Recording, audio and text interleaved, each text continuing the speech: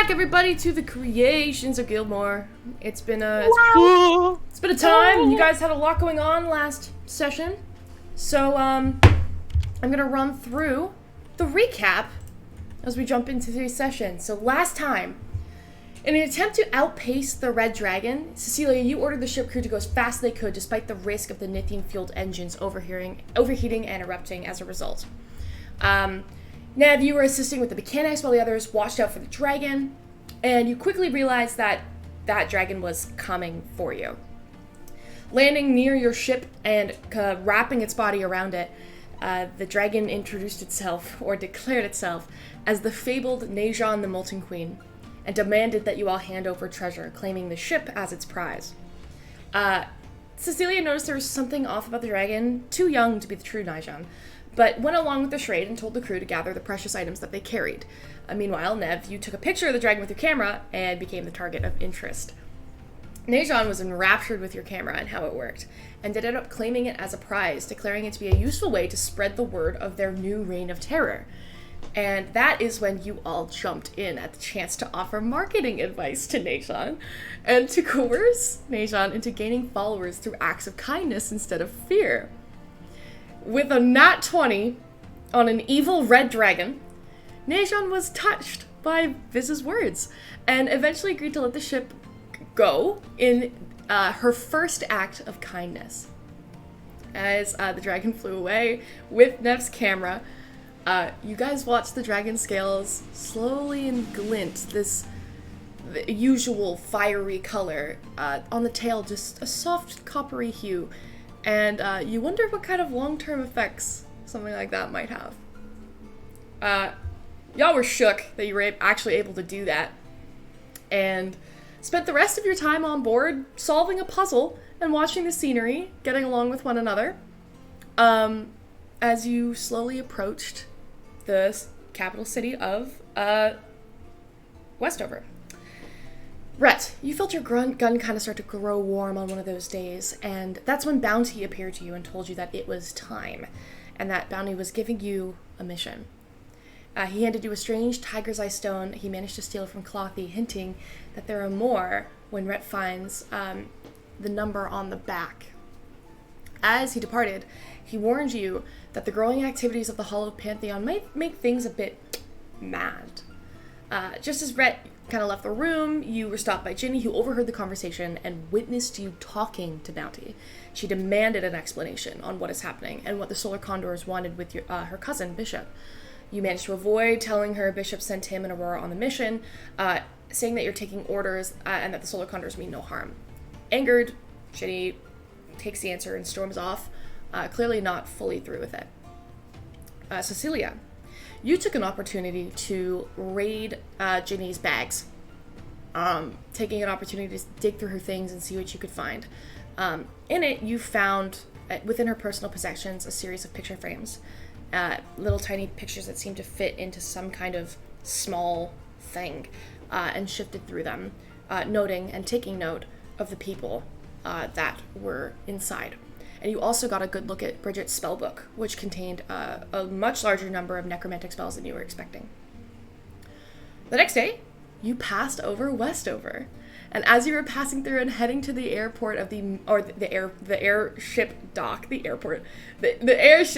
of this massive city, Viz, you got a good look at the Golden Herald's massive stream for the arcane projector that appears over the town for everyone to see on this floating city. To your shock, it turned to your rival, who reported 2 apprentices of the Golden Wrench being brought to court for questioning about the assassination in Ashedonia. Nev, much to your surprise, one of those individuals being Sketch. Once the ship landed, you headed to the hospital. Wow, this is a really long recap. So much happened. Once you landed, you went to the hospital in hopes of getting Nev's curse removed. Much to Nev's reluctance, you were forced to wait a really long time. And, it could be a number of days before you actually are able to get to a doctor. So you decide to, Viz, you take Nev's pager and decide to go check in with Sketch and see about that mission that she was offering. You arrived in, Sketch's office is a mess, But at first, they're kind of reluctant to share the details of the mission. But after Nev insists that your group can be trusted, Sketch essentially tells you about how there's this illegal shipping and trading of antinethine, which is the poison that killed the Duke and the Duchess. Actually, sorry. It was an illegal shipping and trading of nithine, which could be a result of creating the poison that killed the Duke and the Duchess, and caused Sketch to lose some of their magical abilities, so you don't really know the extent of that damage. And you know she knows it's sourced from a crater in the desert. So you guys tell Sketch about how the Wendigos you fought were strengthened by this raw nithine and this altered nithine, and Sketch tells you that they have 2 days to travel and prepare for their mission, warning that it'll likely be extremely dangerous. She hears about Nev's curse. She's very annoyed about it. And they essentially pull some strings, thanks to something. You don't really know what strings they pulled or what that connection is. But hopefully you'll have a closer shot at being able to deal with Nev's curse. You head to the observation tower, the Cloudcrest Observatory, to speak to Dr. Salvius and his daughter Bessa. So, hoping to find out a little more about maybe space or nithine or anything to do with your current mission. And as you enter, you're immediately met with quite the sight, if I'm being honest. Quite the shocking activity of dead silence in a research facility and somebody completely cut through. It's pretty alarming, and you head upstairs, and I don't know why my music's only playing one time. It's fine. You head upstairs, and you realize that this body that has been sliced through around the front desk has been done so by some kind of serious work here. Claws, something like that. Like, not a sword. It's some kind of monstrosity. You guys get this cold sinking feeling in your chest, and you slowly head upstairs, and to be greeted with the sight of something very strange indeed, and something very unsettling. It's a monster that is kind of looting its way through this room, destroying papers and any research that's been gathered. And it has these massive horns that curl up around this spiked back, and this it's up on like 2 legs, and bright green, antinethine green, with these horns that come out at the front, and this like absolutely like monstrous body with these claws and these this massive tail and rows of these sharp and horrific teeth. You also see cowering behind one of the desks around a slew of bodies and blood, with her eyes screwed shut, a little pink baby Loxodon, who's covering her ears and being very, very still and trying not to move. So, let me show you all where you currently are, and you guys can tell me what you would like to do next. I remember Aurora, I was at the door looking through the little crack that I made and reporting everything to the group, like telling them what I was seeing. Yeah, here you guys are here. Right at the front. What would you like to do? You're a little worried that any noise or sounds might alert it, but you do see this monstrosity. Did I close the door, right? Or is it still propped open? Would you like to have closed the door? I'll say that, yeah, when Aurora, after seeing all this, like, because she popped it open just enough to see and look inside, she would have then, like, closed it to tell everyone, because she would know that saying all of this information probably would have attracted the monster's attention. Okay. You close the door, and immediately the sound of the muffling of the beast, like, digging through stuff, dampens. And you realize that there is some element of soundproofness here. Okay. I'm gonna let you guys discuss what you want to do, because I forgot to put the dog in the crate. So let me do that real fast. You guys discuss what you'd like to do. Okay. Aurora I got a plan. looks at the group. I got a plan. Can anyone make it blind? Can anyone blind it? Because I have a temporary solution to that. I don't know if it works, but we could try it. I mean, I have fog cloud, but then that's gonna blind all of us. It is true. Yes, I do not know if I can blind anything. Could we technically blind it if someone were to maybe slash at its eyes, perhaps? Well, I'm saying I shoot Possibly, a funny but- spell at its face, and it blinds it for maybe like 6 seconds. What's your plan, Viz? I shoot it with the funny quill spell, and it maybe blinds it for a little bit. Like what you did with the flying alligators. Yeah, with the funny alligators, yeah. Aurora looks at Cecilia. Do you have any spells that could do that? Or with your ring that you've been using? Not blind it per se. I could certainly confuse it. That's definitely an option.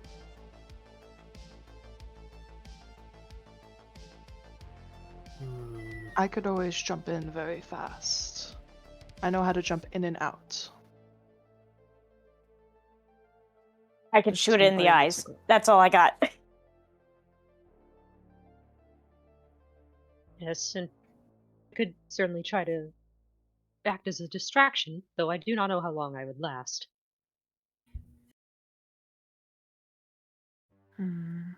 Regardless of what we do, this creature will chase us.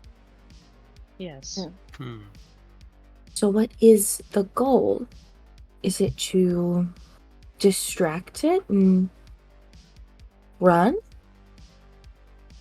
It's a small space. Sorry, has Aurora told us that there is a child in there? Yeah, oh yeah, I've That's told why- you everything. I've told you that there's a little baby Lockstone girl, and I told you guys where she's hiding. Because That's I why saw everything That's why Rhett was being like, I can jump in and out very to fast. grab the kiddo. Right.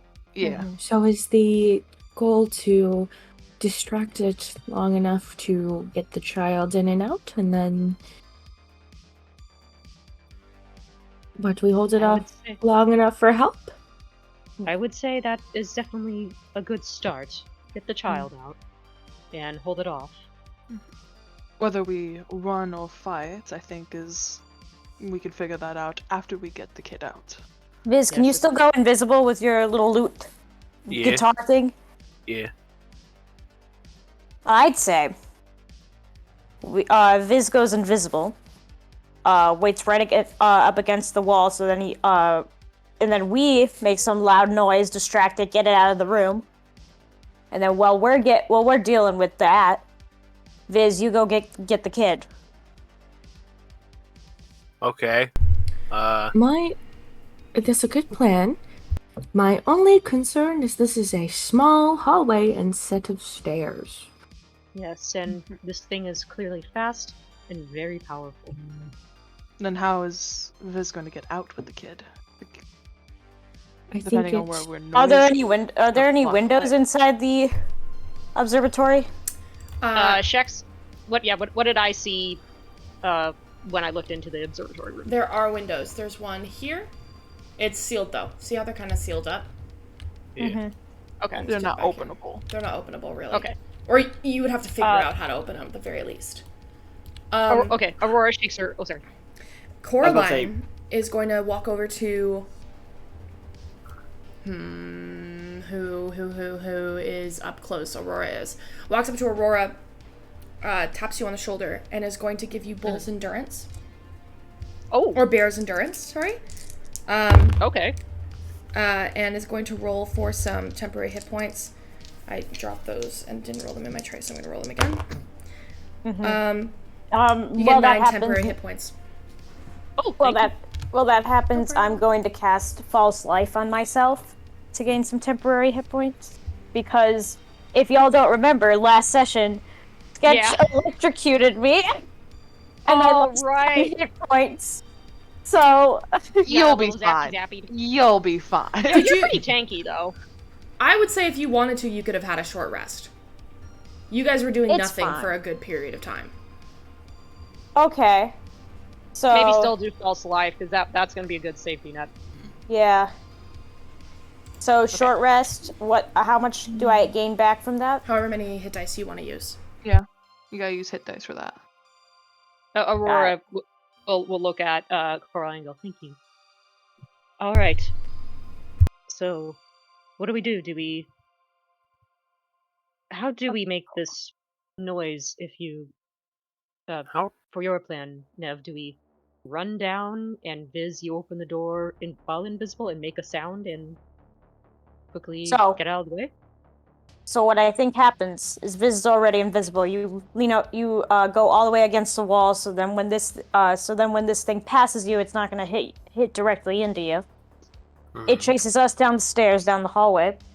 And then once it's clear, you run in there and get that kid.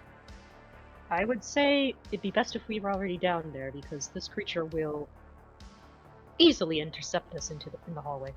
Shex, how tall is the ceiling in this hallway? I was just about to ask that. In yeah. the hallway ceiling is 12 feet. How tall is the one in the room? 14 feet. How And tall is big is the creature? Oh, The creature is ducking its head. You gather it's probably about 17 feet tall, and it's ducking its head. Damn. So we might not even be able to get it out of the room safely. Or at least if it's chasing us anyway, it might, Yeah. it might get stuck. Plus, where are we going to go with it? It's going to catch up to one of us. true. Yes. And we And don't we're want to just be gonna the end up last blocking the person. hallway. And then it'll go outside. Let's...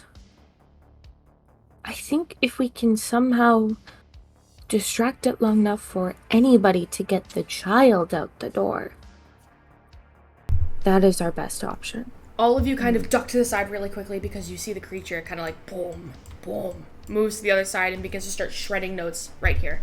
It is now blocking the view for you and the child. We should We also... need to decide fast. Yes. Who's getting the child? Rhett, Yeah. you...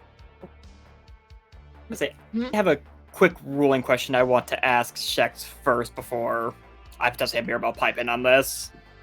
Yeah, shoot. Regarding the potential situation we're dealing with right now, if I were to have Mirabelle dash, could she dash with the child? When you pull someone along with you, your movement is halved. Unless... How Hold small's the child? Well, it's an elephant baby. So it's You did make it very tiny. it's small, but she weighs a lot. It's an elephant baby. Okay. So she's small, but she weighs a Chunky lot. gal. Yeah, She's a chunky gal. yeah. So I'd say So, she's Aurora- probably... God, I can fucking Google how big elephant babies are. Hold on. Aurora might... So I'm saying this out of character. Aurora might Well, be the elephant one babies who are has the huge. strength. Let's be very clear. Let's be very clear. Elephant babies are very huge. So looking up the weight of an actual elephant baby is a little far. But off. I'm probably gonna Given the have size it. that However you've made much this kid. a baby elephant weighs, I'm gonna have it. I don't know. So They're pretty they can heavy. weigh anywhere Big. between 200 and 250 pounds. So I'm gonna have 225 pounds. That's how much the elephant baby weighs. That's not a baby. How much can you carry, Mirabelle? carrying capacity is 165 pounds.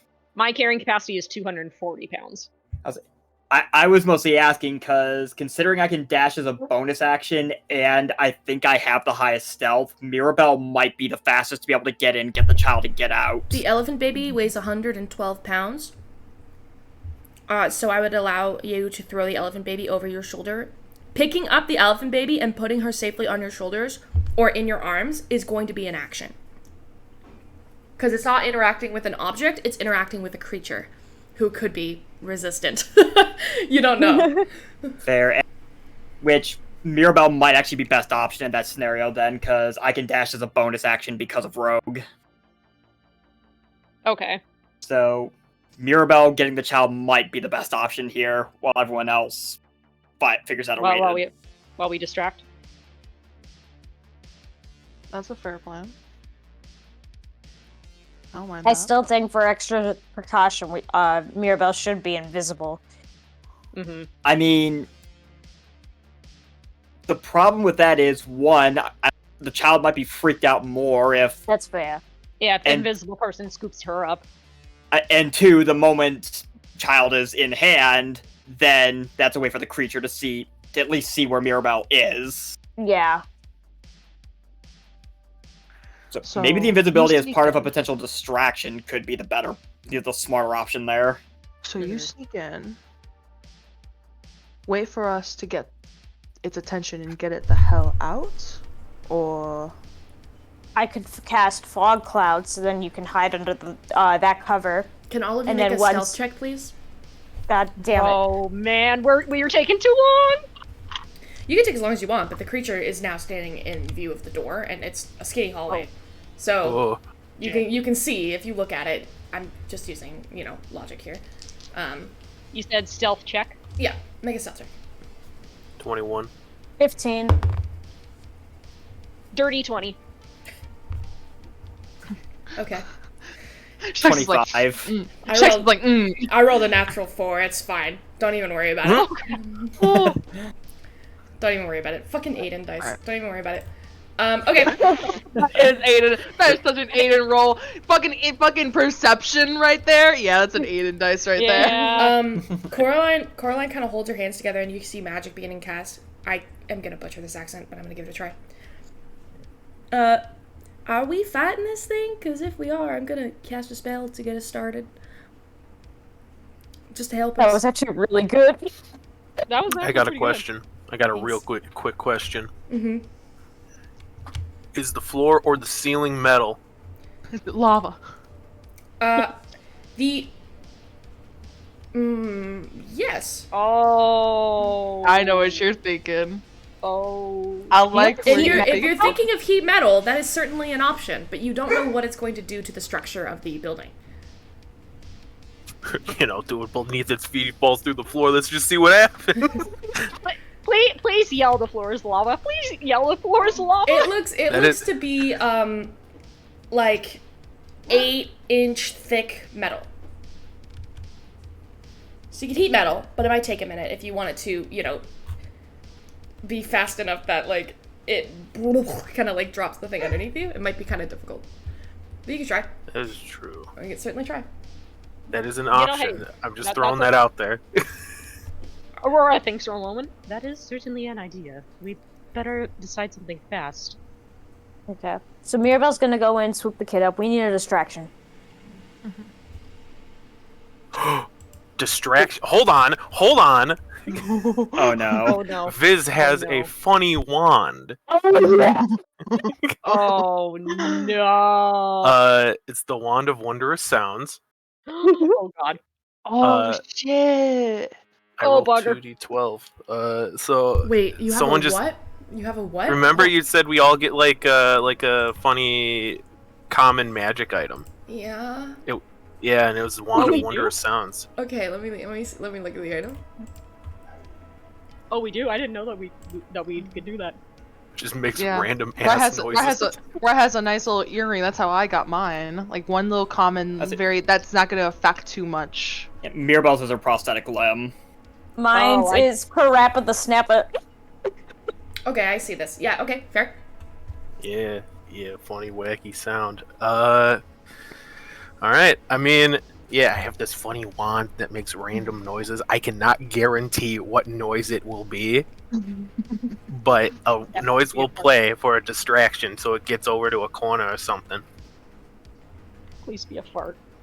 And it doesn't say that you have to see the point. It's any point within 60 feet of you. And we're 60 feet for Viz. On the map. What's the best corner? Because he can probably get to that corner of the room that's like right next to them, like through the doors to the right. I'm just trying to think what would be better to like distract it so someone can run in to go get elephant baby. Say, where was the child again? Underneath the table. Underneath the table, over here. In the corner here. The far table. Yeah. Of course, the far table. I made them smaller because they're curled up into a ball. They're not actually that small. I need you all to make another stealth check as the creature turns this way and starts breaking stuff here. Oh shit!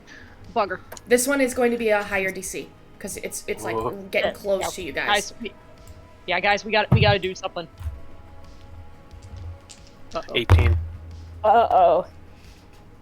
24. No, wait. I have to add, 8. That's 8. I forgot to add my modifier. Jesus, dirty 20. Okay, everyone else? 4. Who said Jesus. 4 like that? Was that you? It's the one who's in the front of the fucking door. It's the one that's at the very front of that fucking door. I also rolled a 3. Oh, shit. Uh-oh. Group stealth check? How many succeeded? It's less about a group stealth check and more about a general stealth check with a DC that needs to be beat. Why wouldn't be a group stealth check though? It's a group, you know. I'm paying attention. It rolled better this time. Ooh. It looks around and just starts like sniffing with this big nose, and it's caught on some kind of scent. And it's dangerously close to looking over at all of you. You're all kind of like crouched into the corner here now. Like, I'll say for like flavor, you're all kind of like leaning against the wall, like, don't look, don't look, don't look, don't look, don't look. Like, you're freaking out. But Aurora, you're just sticking out a little too much. And Cecilia's like stumbling, and you're like, oh god, are my clothes revealing too much? Like, it's hard to tell. It's onto something. There's some kind of thing that it's realizing is going on now. Something is Aurora's going to. I'm using this. Aurora's I'm going to using look the at funny sound. Diversion. I'm using Diversion. I'm using the funny sound. I'm using the funny sound. Okay. Where are you putting it? In the right-hand corner of the room. Right hand Back. corner. Sorry. Like right bottom here? right. No, bottom right. Bottom right. Here. Yeah, in the back there, right in that corner. Okay.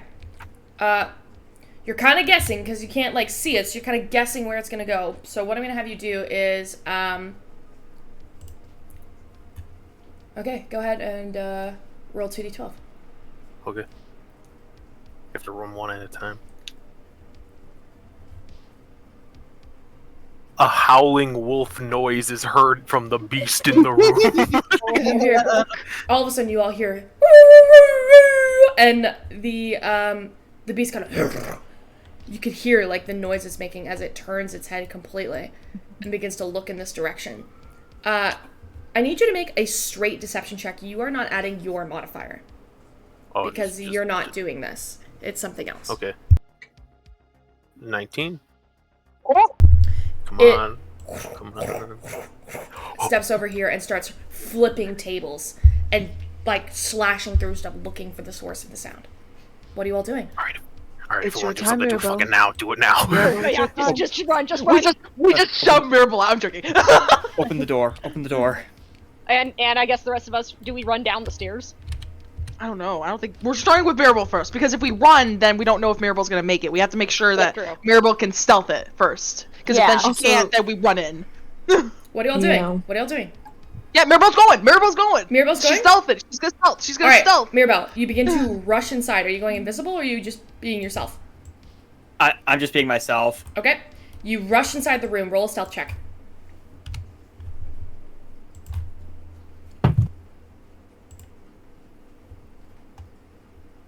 $27. Jesus. Natural 19. Oh my Woo, baby. god. All right. Can it even beat that? Let me see. I would need to roll a natural 20. So I'll give it a try. Nope. You move. What's your movement speed? Walking speed's 30 feet. Okay, so 5, 10, 15, 20, 25, 30. You're here. Is that technically kind of stealthing? You kind of look like you're in the Or middle of the open. Yeah, can you dash? Why did you have to put her behind the fucking like right there? Why she can't be behind the fucking tables? God damn it! What I'm the fuck assuming is this? does she want to take more movement to run behind the table? It's going to be an extra 5 feet of movement to go diagonally and run behind the tables. I figured you'd wanted a straight line.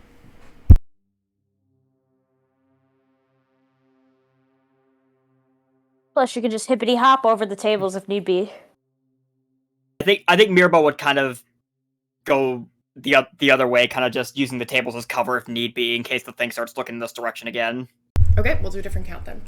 5, 10, 15, 20, 25, 30.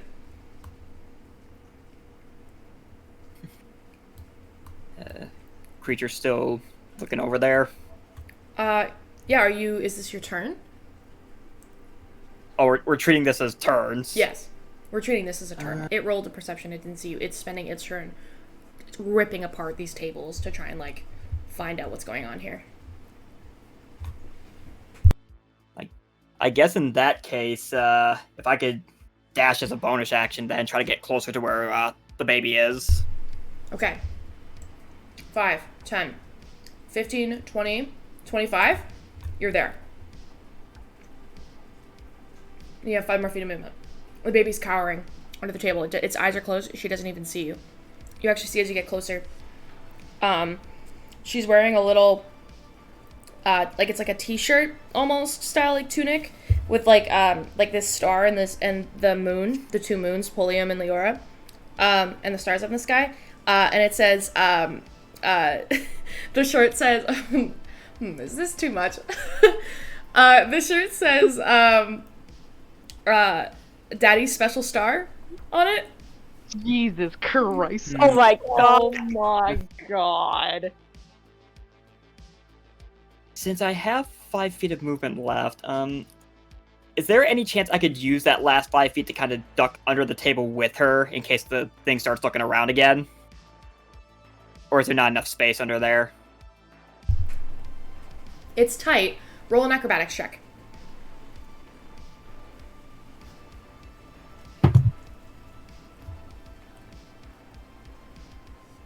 18.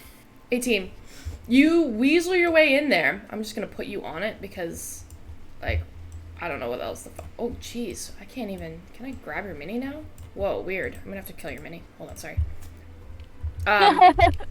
No, Mirabelle. Mirabelle is dead, decapitated through the She wall. no goes clipped to into dive the under wall. the desk and her head just goes flying off. I'm just gonna drop Mirabelle on here. We'll say you're under the table. Remember, though, you're not hiding. We just have cover. Because you used your bonus action to dash. You didn't use it to hide. Now that she's kind of squeezed under the table, regardless, Mirabelle's gonna pull down her mask, kind of use one hand to gently touch the child, and once she has her attention, use the other to just hold her finger up to her mouth, just like, quiet. Make a persuasion check.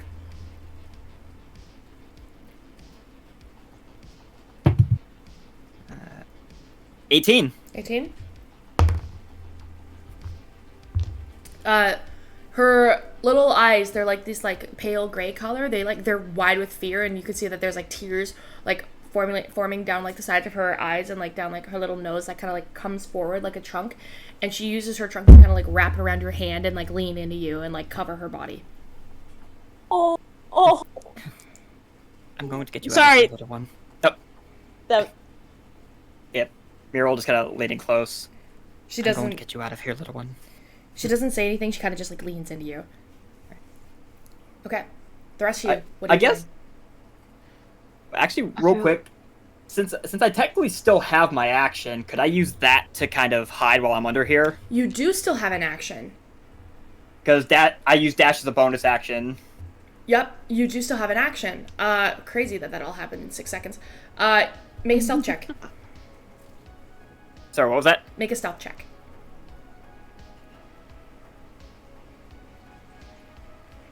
25. 25.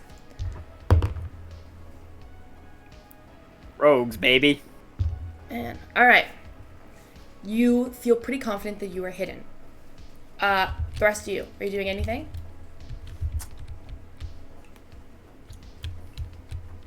I would say, depending on if this very little 17-foot tall creature, is like gonna turn around, I would imagine, like, I think our plan is to keep it distracted. The Like, noise keep goes it for a distracted minute. is, keep us distracted as much as possible so that Mirabel can get the fuck out with the kid and have enough time. So Guess we're just kind of all at the ready. yeah, I think we also want to make sure we're not standing in front, like making sure Right. that Mirabel can get by us. I think Shek said that we're all technically against the wall for like technical reasons. It's just our minis are just scattered right now. Yeah, but like can we're all I- technically against the wall. Can I kind of scurry my way to the front of the group, or I guess closest to the door? Because, again, I now have sharpshooter, meaning that, You want to give Mirabel covering fire? yeah, my weapon attacks ignore half cover and 3/4 cover. So I just want to be at the ready in case I need to, like, stick my gun in there and bam! Okay, that's fair. So you're kind of just hanging out near the door waiting for something to happen? And, Yep. If I can add to that, is there a way that Aurora could stand, like, close enough to Nev that she's within reach if the thing were to zoom up to her? Yeah, you're Just there. yoink! You're all Okay. close enough to each other, I'd say. Okay. And I'm gonna say Aurora switches her glaive for screw duster. Okay. I got a question. Yeah. Could I get to a point where I could see like a pathway it would be walking towards if it like went to the door? You want to be like over here and lean in? You're going to be in a pretty revealed position. Okay, yeah, never mind. I was gonna do a thing where I did heat metal and like a spot in, like behind it, and then it turns around and it's like, and then it just steps on red hot metal. Okay. I mean, yourself invisible and do that, but then you're going into the room. But then no, but not that. It's 2 spells. Yeah. Oh, right. Yeah. Okay, never mind. Thank you. Okay.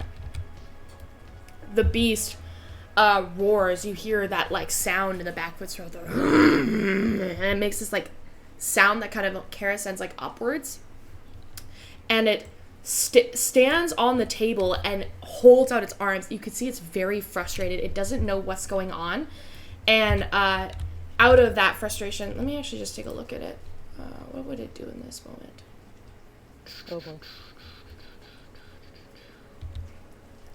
It can do this. I forgot. Uh-oh.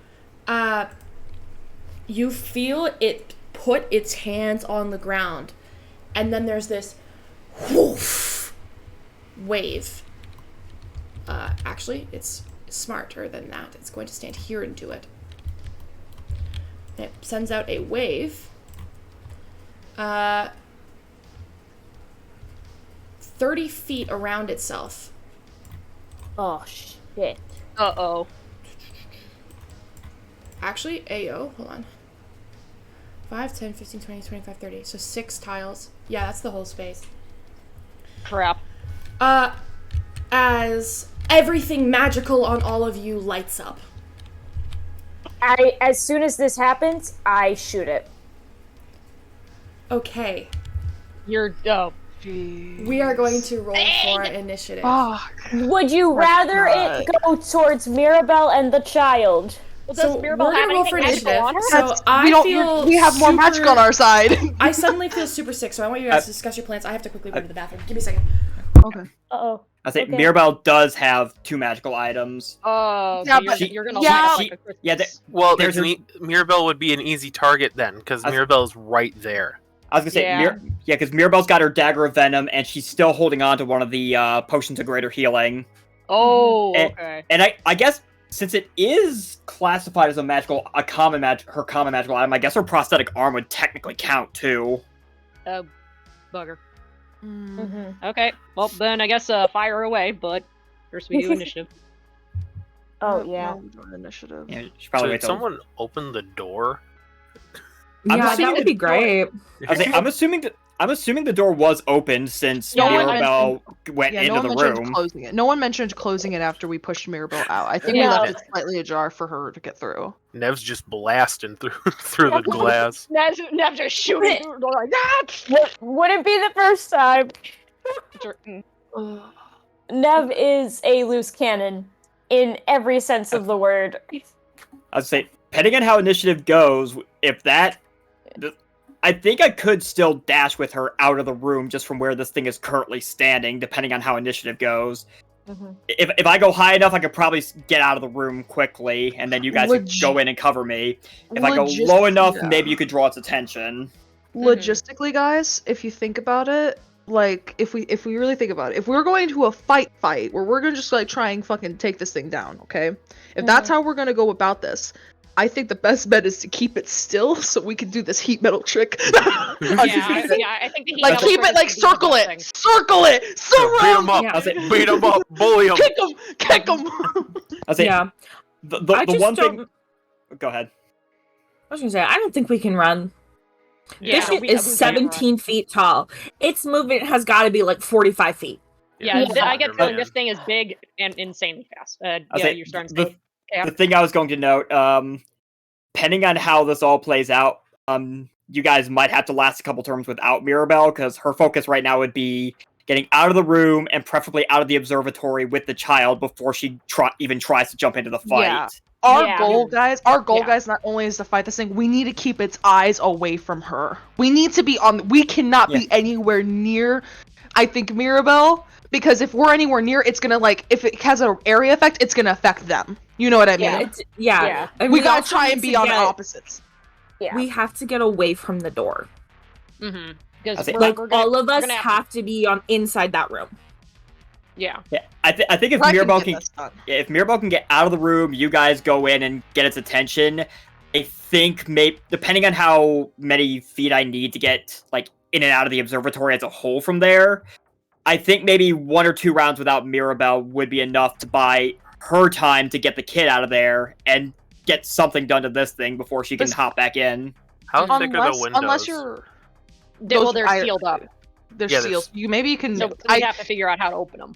I was thinking, how thick were they? Because if they're, like, a certain thickness, you could maybe hit something against it to break it and then try to jump out. It depends on the type of glass it is. Yeah. Also, does anybody have shatter? Ooh. Does anybody have shatter? No. Oh, wait, do I? No, I don't. Because artificers are dumb and they get spells at a much slower rate. I was gonna say, like, worst case scenario, because we didn't really see anything else, right, in this observatory. So, like, technically speaking, we could think that this is the only thing that's really bad. So once Mirabelle gets this little baby through that one door, and we're gonna be fighting it, maybe the Loxodon could just fucking book it. That's absolutely. Yeah, that's what I was thinking. I think get her out through that door so she can book it down the stairs and out, and maybe she'll even cause attention too, because she's gonna be a crying little baby out of this observatory. And in the meantime, we're beating the shit out of it. We're fucking bullying this thing. I just suddenly got an idea. I suddenly got an idea. Now, I don't know if I'll be able to move this thing, but I see that there's a giant-ass telescope over there. You're gonna beat it with the telescope? Oh my god. I have telekinetic movement. You better impale it. I mean, well, okay. I can move a large or one loose object, so I don't know if I can. I don't think that the telescope is loose, but I can either move one large or smaller object, or one willing creature other than myself. I can't use the telekinetic movement on the on TMNT over there. Hey, sorry, I am so nauseous. My bad, guys. Hopefully I don't run away again. You all right? Yeah. I'm just so nauseous. I don't know why. Just in a weird... You wanna Break up you gravel. okay to keep going? No, I did, Allie. I went into the kitchen, took gravel. I'm fine. Okay, there we go. Yeah, I want to keep playing. I'm just annoyed with myself. You know, when your stomach's upset and you're like, fuck off! Okay, anyway. Yeah. Everybody roll initiative. Tell me your initiative score. All right. Holy shit. I got a nat 20. I also got a nat 20. Oh, god damn. Okay, so Lovely. nat 20 for a total of 22? Are you kidding me? I also got that 22 for me. Yeah, no, that's what I'm asking you. A total of 22. Yeah, I got 22. Yeah, total. Okay, cool. And, Rhett? Sorry, I'm doing math. 18 total. 18? Nev? 15, but would I technically get any kind of, like, ambush thing? No. Because, No. okay, no. Because it knows where you guys are. Okay. Mirabelle. So I also got a nat 20. Oh, So for 24. Yep, 24 for Mirabelle. Okay. Oh, I gotta roll for Coraline. I forgot. If I'm faster than this thing, I will laugh. just tackle it. Oh no, wait, you said it. You said you also got a nat 20, so we both Well, got the same yeah. dexterity And modifier. Cecilia, what did you get? Dirty 20. Okay. Viz? 21. Okay, let's start. Mirabelle, you're up first. So, given that I know with a dash I can get out of this room since I got that to where I am now coming in,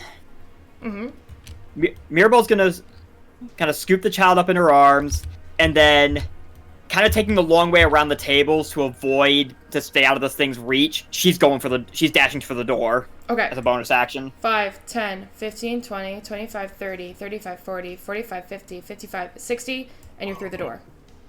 Woo! Oh, Mirabelle is passing you guys with the child. Everyone is crowded there. It's a rough spot, but you're able to Closest use link. your bonus action to get through the door. you're You still against have the an action. wall, you said. What would you like to do? Still have an action. Well, if I can't move anymore, Drop the child. Go, go, go. yeah, Mirabelle's gonna kind of just set the child on the ground. Run. Okay. Find someone if you need to. Just run and get out of here. We'll handle this thing. Okay. She takes off her tiny little legs. She's not going very fucking far, but she is going at the very least. 5, 10, Run, 15. baby, I'm run. sorry, that little figure is so funny to me. That figure is so funny to me. And off the map. Run, Oh god, you killed it! You No, killed her! she's off the map. Chill, chill, chill, chill, chill. You killed her! I saw it! She begins to take off down the stairs. Killed another child. Okay. Alright. That being said, Mirabelle, you still have an action. What would you like to do with the action? Throw a knife at it. Can you? What? I could, but since I'm kind of stuck where I'm at right now, I think my smarter option actually would be to use my action to activate the poison of my dagger of venom for my next turn. Okay. You reach down and you feel like run your hand along the side where you could feel the flick where you activate the poison, and then you see the green begin to drip through that standard poison on your dagger, and it's active. Is that your turn, Mirabelle? That'll be Mirabelle's turn. Okay. It is the monster's turn. Shit. It is going to... Yeah. Move towards you guys. 5, 10, 15. Uh-oh. In the door. Close the door! Close the door! Close the door! It jams its body between the door. Let's see, hold on. I can't get it to turn. But you get the idea. It's looking at y'all. Hold on. Why is it waving its booty at us? What the I'm fuck? trying to get it to turn right. It's waving a whole ass taking booty. its moneymaker. It You is a guys moneymaker. see as it approaches and gets closer to you. Hey, Dick. The mouth unhinges from the jaw as teeth begin to appear. Like physical teeth appear, and the claws lengthen into like something out of a hellscaped Wolverine. Thick claws, like about 5 feet long and about 2 feet or a foot almost wide. Like these thick claws, and now you see why they were able to slice someone open the way that you had saw it. And it is going to unload. Let's see. It is going to make a bite attack. It reaches down and it is going to try on... Okay, who's here? It's within, 1, 2, 3. Everybody. Everybody, basically. Except Coraline and I'm Cecilia, right up who are at against the the back. wall. It's going to take its bite against Nev. Yeah. And how close is it to us, Shax? It's within 5 feet of most of you. 10 feet of all of you. And its claws have reach, so it can hit any of you. Does a 17 hit you, Nev? Yep.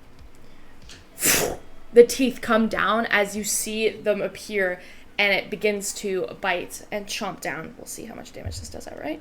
And I'm just going, fuck, not again! Hey, so real quick, again, how many feet are we? I didn't hear. How many 5 feet. It's 5 feet Okay. from us. Okay.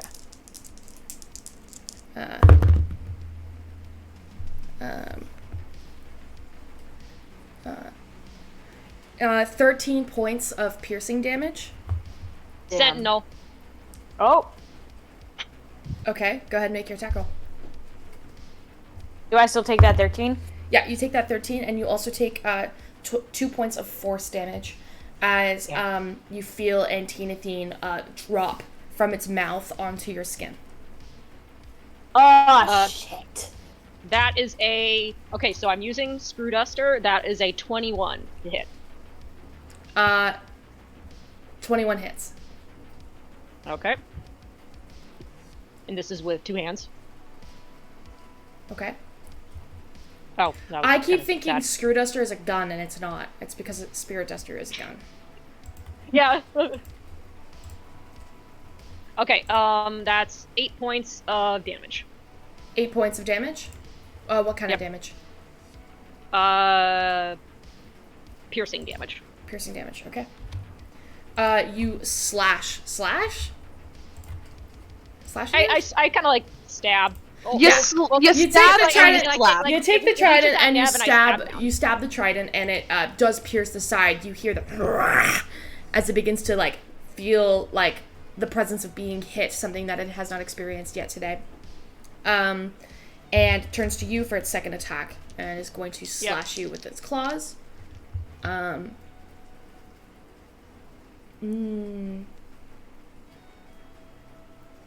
Okay. Well, why'd you hub like that? Just I don't know, curiosity. Does an 18 hit you? Yes, 18 does hit. Hang on, let me check something real quick. Oh, no, wait, I already used my reaction, so I can't. Okay. You take 8 points of slashing damage, and you also take 9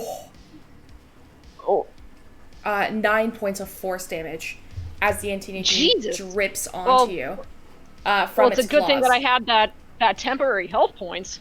Yeah. Hell yeah. And the creature's claws pin you and grapple you. Wait, what? Yes, you are grappled. I don't get to make a save or anything? Nope. If it hits, you are grappled. Okay. The next one is going to be a slashing attack against... I'll just roll because it doesn't really care who is who. It's going to be against Rhett. Ooh, that is for sure going to hit. I rolled a natural 17. What's your armor class?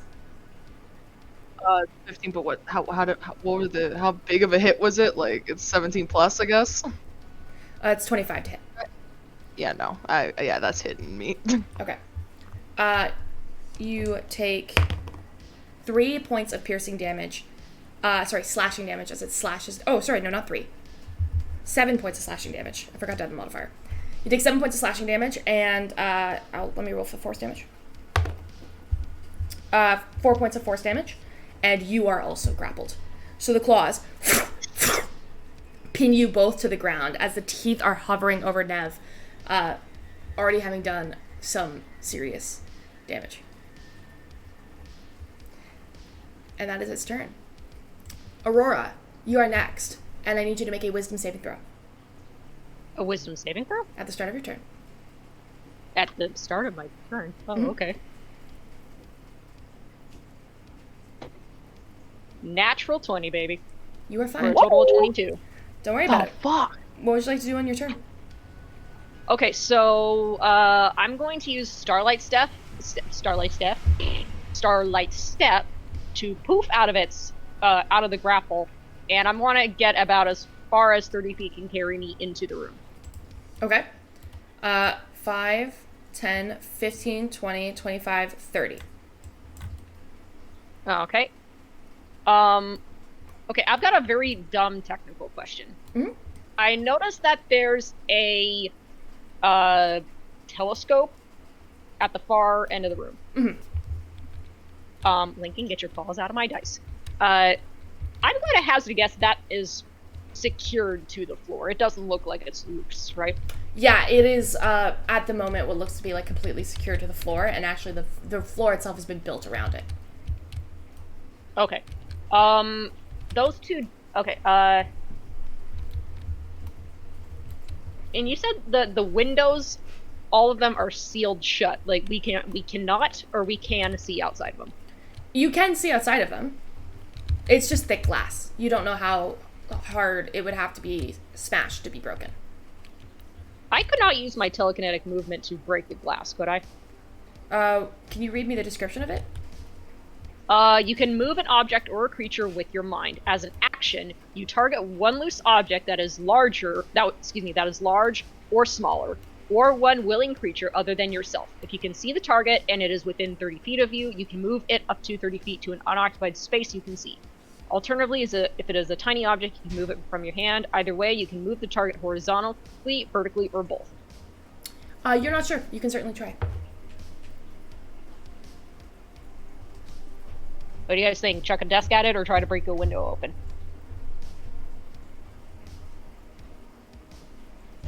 What's your plan with the broken window? Sorry, I always forgot I was muted. Escape route, I think. Not escape route, more like knock this thing into the window. Like I don't knock think it it can down fit. the window. I don't think it it's can gonna fit. Okay, It's too then in that I- case, I'm gonna chuck a desk at it. You're gonna chuck a desk at it? Yeah. Do you take tavern brawler? We're bullying it. No, with my telekinetic movement. Oh. Okay. Go for it. Okay, yeah. So the heaviest looking desk that I can see, I'm gonna use telekinetic movement to just ram it in the head. Okay. You grab the one that's directly to your left with Well, it. and I'm using telekinetic movement. So if like kind of like that bigger looking desk to my far right. You're far. Can you go that far? Can you use telekinetic movement that far? As long as it's within 30 feet of me and my target. But how far can it go? 30 feet. Okay. 5, 10, 15, 20, 25. Is it from where Aurora's standing? Yeah, it's from where I'm standing. So it's like if How the far desk can is you within throw 30 the desk, though? How far can the desk be thrown? As long as 30 it's in feet. 30 feet. It can be Like- thrown. That can't be right. There has to be a limit to that, because otherwise you could chuck it 1,000 feet. It says if you can see the target and it is within 30 feet of you, you can move it up to 30 feet to an occupied space you can see. You can move it up to 30 feet. 35 feet? 30. You can move it up to 30 feet in an occupied space that you can see. So the desk has to be within 30 feet of the creature. If that's how you want to interpret it, then sure. That's what, yeah, absolutely. Because otherwise you could chuck it. If you saw something like 180 feet away, that's you could... that's not the Let me only look, heavy let me desk. look, What let me about the look. other desk? What about the other desk? Looks pretty heavy too. It has to be yeah. within 30 feet, though. It can't be 180 feet away. It has to be within It has the to same be within range. the same range, yeah. Okay, so my math is off. Okay, no, I wanted, that's what I wanted to check before. You could throw this one. Because that one looks heavier. So I could throw that looks one? also heavy. That one also looks Okay. pretty heavy. Yeah, I'm gonna just use telekinetic movement to just throw it at the thing to smack it in the head. How heavy of an object can you lift? It just says, you target one loose object that is large or smaller. It doesn't give me a specific weight.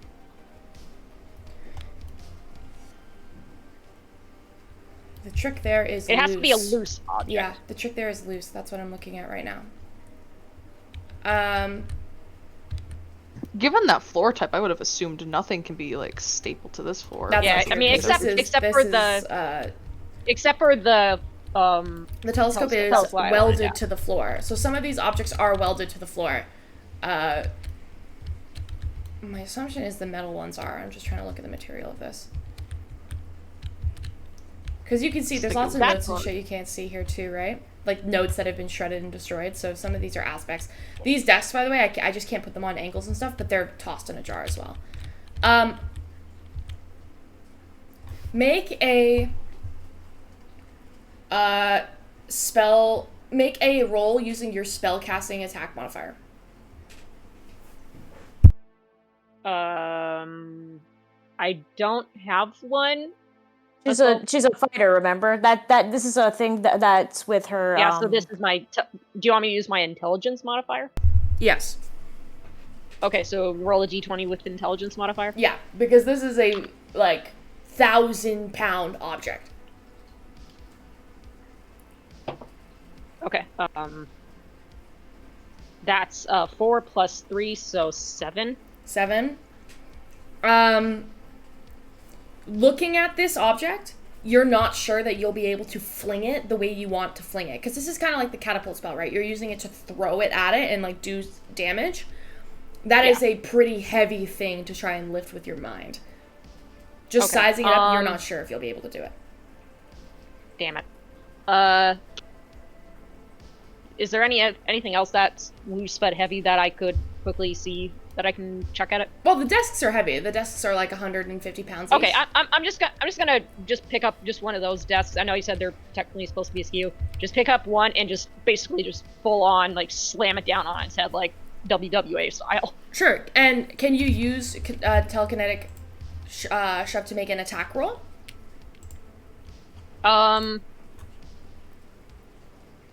It just says I can do it. It doesn't say anything about an attack, so I can do an attack roll if you want.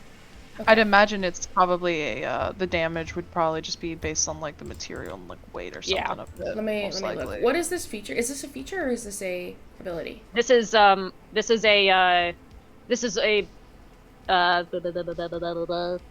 it's from my psionic power. It's part of your psionic power, which is a So it's from her subclass. Action. Yeah. So sorry, Shax, I didn't try to. No, it's okay. I just have never. I'm trying to think of how this is in terms of Kalashtar stuff, which is what Imogen uses in Critical Role. Mm-hmm. So just trying to think. Yeah, it's part of my subclass. Telekinetic movement. It's an action. You can target one large object or just a creature. Other stuff is 30 feet of you. You can move 30 feet off. 60. Tiny object. You can go to here. Either way. Either way, you can move the target horizontally, vertically, or both. So it doesn't say anything about doing damage. This is talking about using it to shove something out of the way. So it's not like a catapult spell. You can't force damage and cause an explosion on impact, but you can use it to kind of move something away. What about a psionic strike? Well, that's an attack. Run up to it. Yeah, that's an attack. That's I have an to attack. Run up to it and smack it. Yeah. Though I think what you're talking about with your telekinetic movement is you're thinking of the spell catapult.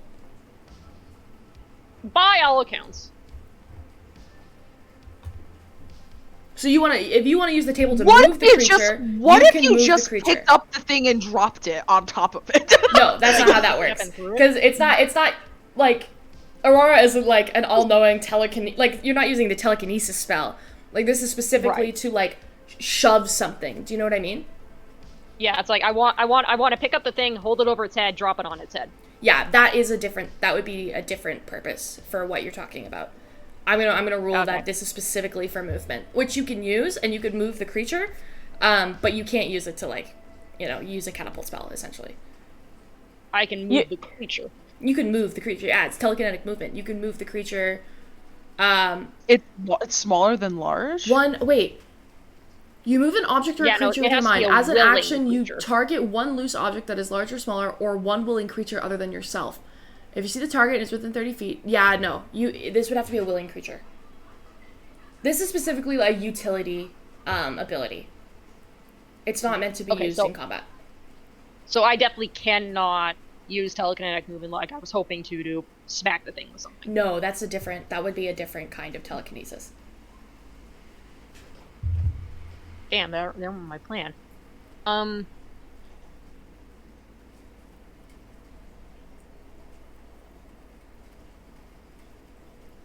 okay. I just thought of. Okay. I'm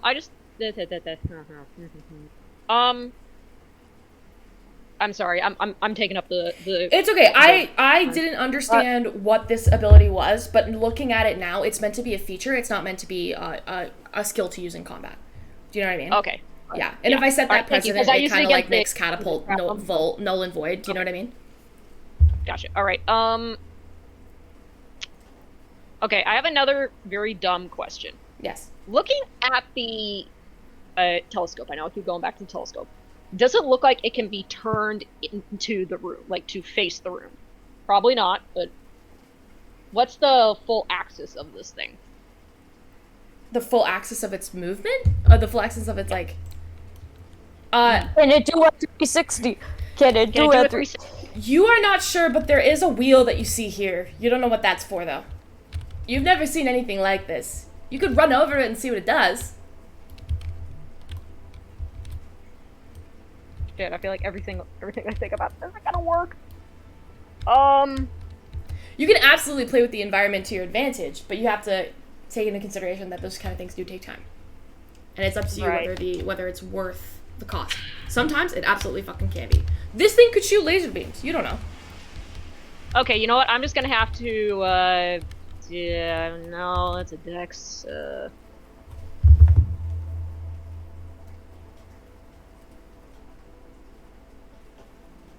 Shit, I can't really do much.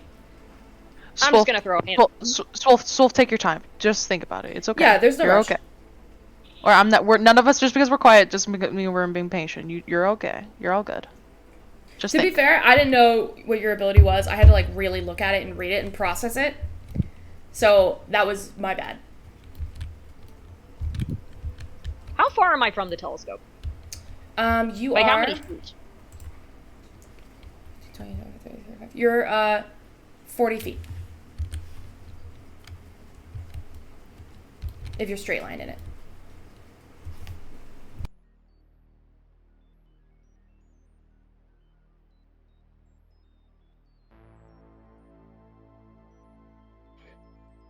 Okay, I kind of have an idea. It's gonna be a dumb one. I'm gonna dash to the telescope. Okay, you dash the telescope and land there. Yep. Do I still have some movement, or that's it? I've basically used up my whole action and everything, right? You have some movement. You used a bonus action, I'm pretty sure. Okay. So you have your action still. Looking at this thing, can I now see if it can turn 360 or if it's just straight up down? You look at it and you kind of scan it over really quick, and you put your hand over on that wheel, and as you turn your hand on the wheel, the telescope kind of and does begin to turn. And it can Turn spin. 360? It can spin, yeah, in a full circle. Can I whip it around to... No. Okay. No, never mind. That's it. I'm just going to put my hand on the wheel. And I cannot ready an action, right? Like, if something happens, I can't just do it, or can I? Yeah, you can ready an action, sure. Okay, I want to ready an action so that way when if this thing zooms up to me, I want to spin the telescope 360. Okay. Yeah! Cool. Okay. Okay, I know that took a very long time, guys. My bad. It's all good. Okay. I have a plan with this. You ready your action, and you're ready to spin the telescope should it run at you. Yeah. Okay. You're up. All right. Where's its head currently to Nev? Its head? Yeah. Leaning over her. Like, how far away, though, feet-wise? You could be within 5 feet of it, depending on where you want to be. But is it 5 feet away from Nev? I think it bit Nev. It bit Nev. Okay, it did bite Nev. Damn.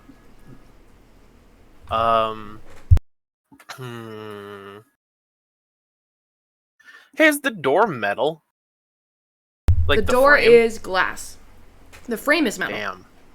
Oh, frame? Oh, yeah. I'll do that. I'll do heat metal on that door frame. Okay. It has pushed its body between the door, so okay. That's cool. It's strong. And All it's right. a strong door, too, huh? It's a big, strong door. It took Aurora a lot of strength to open that door, huh? Yeah. And it's surprisingly, it hasn't broken the door, huh? Okay. So is heat metal a con saving throw? It is, yeah. No, it's not. It just happens. Okay. It just happens. Any creature in physical contact with the object takes 2d8 fire damage. Okay, so go ahead and roll your 2d8 fire damage. that's a 14.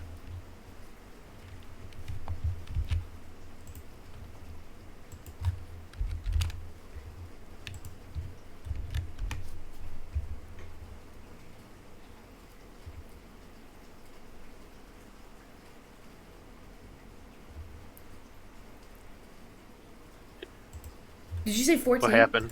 Yeah. Okay, sorry. I wasn't sure. like, I thought you were still doing math. You were like, it's a 14. No, I wasn't sure. Okay. 14, I'm sorry. It's okay. I was like waiting for you to finish your sentence. Okay. I thought you were changing the music to be like, you fucked up, man. Sorry, no. I just thought you weren't done your sentence. My bad. I didn't want to cut you off. Okay. Oh my god, I'm so out of it today, guys. I'm so sorry. Okay.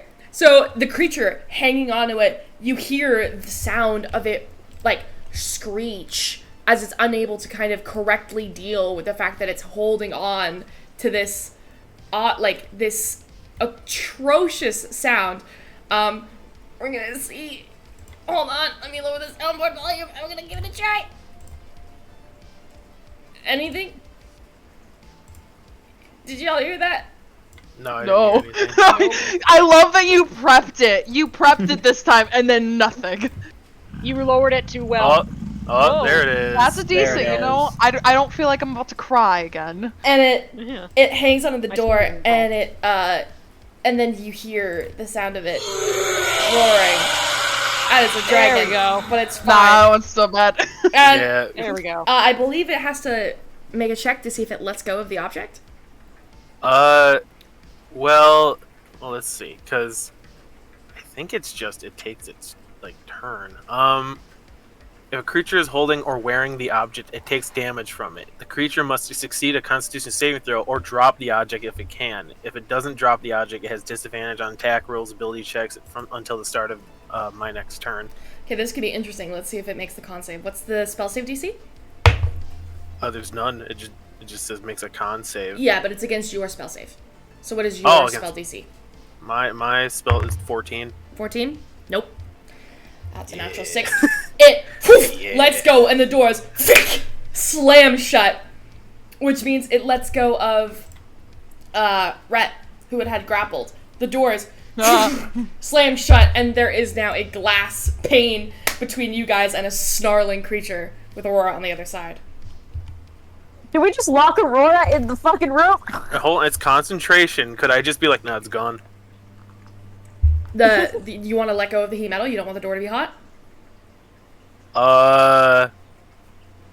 Listen, guys, listen. If Aurora's locked in there, but she's got a plan. Aurora's got a plan. Smoke, you did say you got a plan.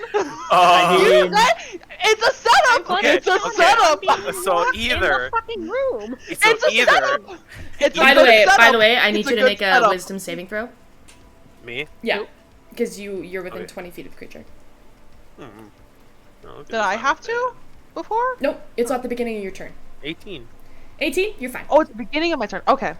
And okay, let's weigh our options here. So either Nice. I leave the door heated, and it's like, oh well, I can't get through. Hey, there's a person over there.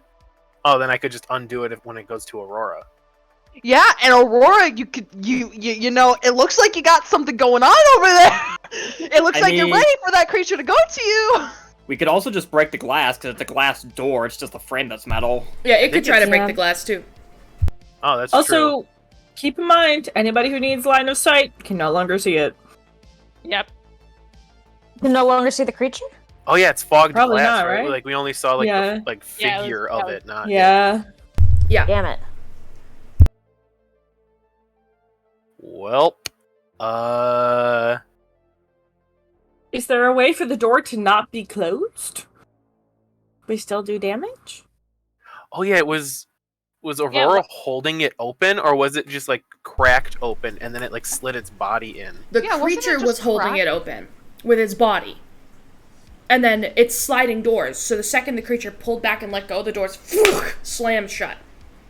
But it's They're not like still locked. standing in the doorway. Sorry? They still standing in the doorway. It put its body there, so the second the metal got hot, it recoiled. It dropped what it was Okay. holding. So now there's glass separating you guys and the creature. And the metal frame to open the door again is hot as fuck. Okay, well, I'll unheat the door. Okay. You drop concentration on the heat metal. Yeah. There is now something pretty severe separating it. And is that the end of your turn, or is there anything else you'd like to do? I think that's it. Let me just.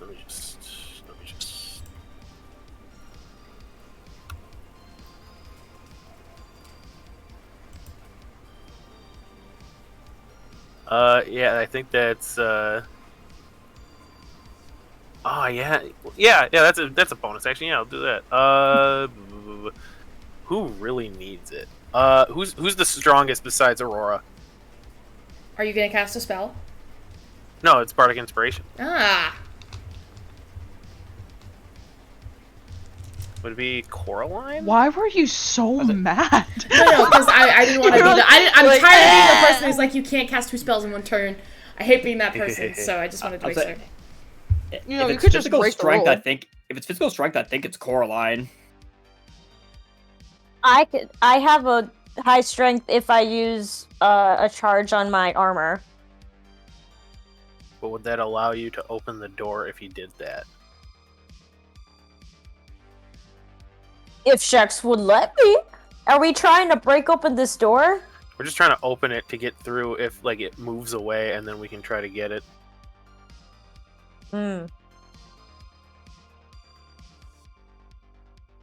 Yeah, you know what? I'll try to break the door down if Okay, we Bardic can. Inspiration to Nev. Wait. What? Oh, you said sweet. Okay. Is that your turn? Would you like to move? Anything else you want to do? Yeah, I'd like to back up a little bit Okay. from the door. Okay.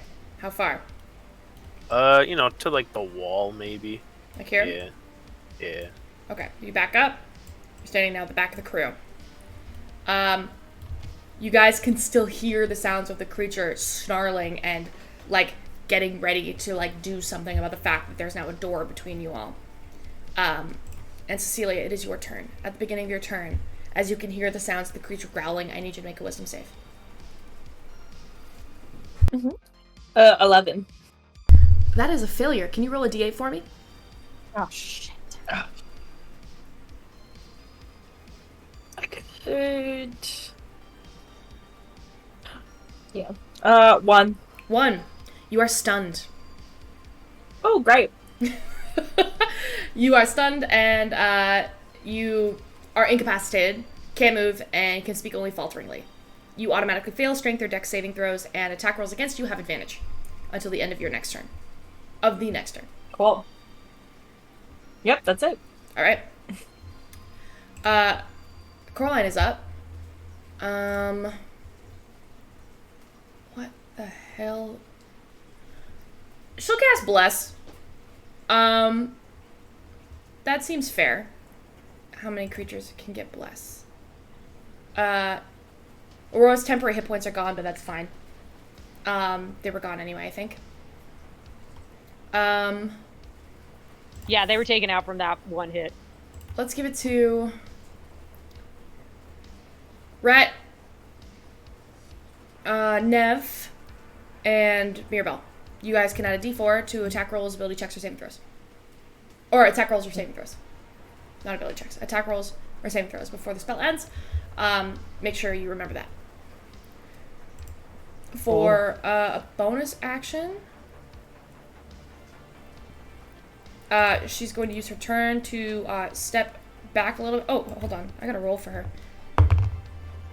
No, she fails the wisdom save.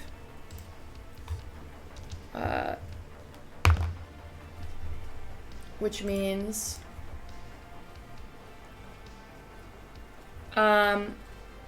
she is frightened. And Coraline sprints as far as she can, which is back here, and stands near the stairs, away from the creature. But she still has casted Bless. That is her turn. Rhett, you're up. Fuck. Make a wisdom No. saving throw. Oh, that's right. Gotta start that. That is I rolled an 18 total. That's a success. Okay. Hmm. What the fuck? Oh, what do I do? What do I do? I don't want to be on the other side. Sorry, Aurora. Want to be there with you, but that's scary. Yeah, it's fine. No, I'm I tiny. understand how it is. Yeah, it's fine. No, it's I'm- fine. Yeah, I'm- whatever. I get it. I understand. Hmm. Yeah, it's fine. Whatever. Jesus.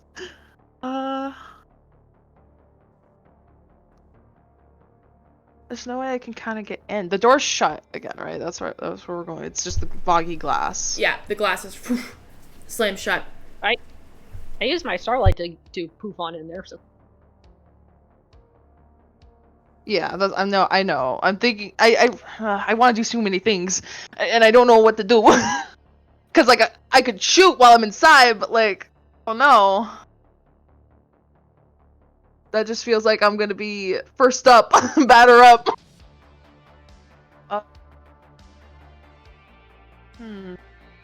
Sorry, I just genuinely been trying to figure out what to do, and everything's been different, so it's kind of throwing the plans.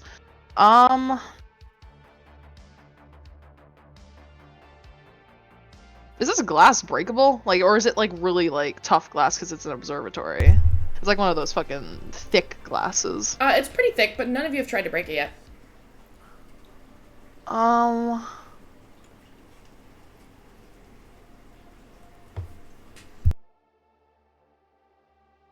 I'm so sorry, guys. I'm kind of stumped. I don't know whether to just fucking Missy in or what. So if I'm here.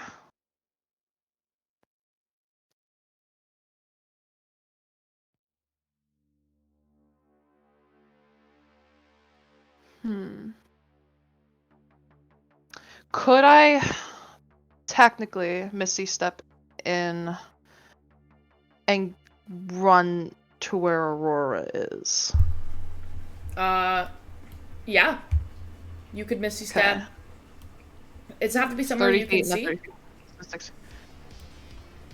I would assume. Or wait, let me see. Misty step. Sorry. You teleport 30 feet that you can see, yes. I will allow you to be able to see straight ahead of you. Like, you know when you're peering through opaque glass, you can kind of see inside?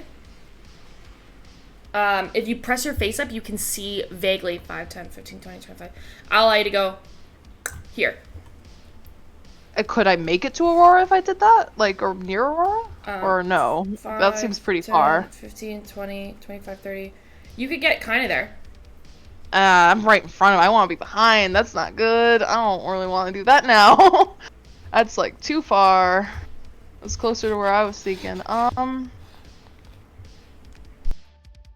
Sorry guys. I'm stumped. Sorry.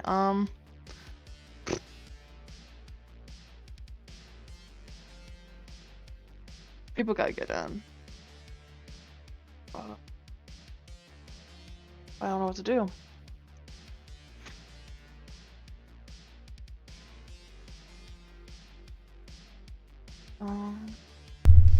I will say, you guys have seen what this thing can do at close range. It has several attacks. If you all clump together, you'll die. That's an assumption that you all can pretty much make. You've seen the danger that this thing can do at close range. There's no way I could get cover behind the table back there next to Aurora. With my movement? Like, not cover, like, I meant like just behind the table. No. You'd be in front of the table. You're kind of in that front area. You would go It's not worth it. It's not worth it. Yeah, you'd get like here. Could Rhett like dive under the? Could Rhett dive under the table like what Mirabelle did? Mirabelle made an acrobatics check to do so, and that was wiggling under it. You could probably get to Aurora if you dash. Though that would That's take my whole more action. That's my whole action. I don't want to fucking do that. I mean, like I wanted to do something except run, but I guess I'll just fucking run. I guess I don't know. It's not worth hiding under the table. It's just gonna rip the table off.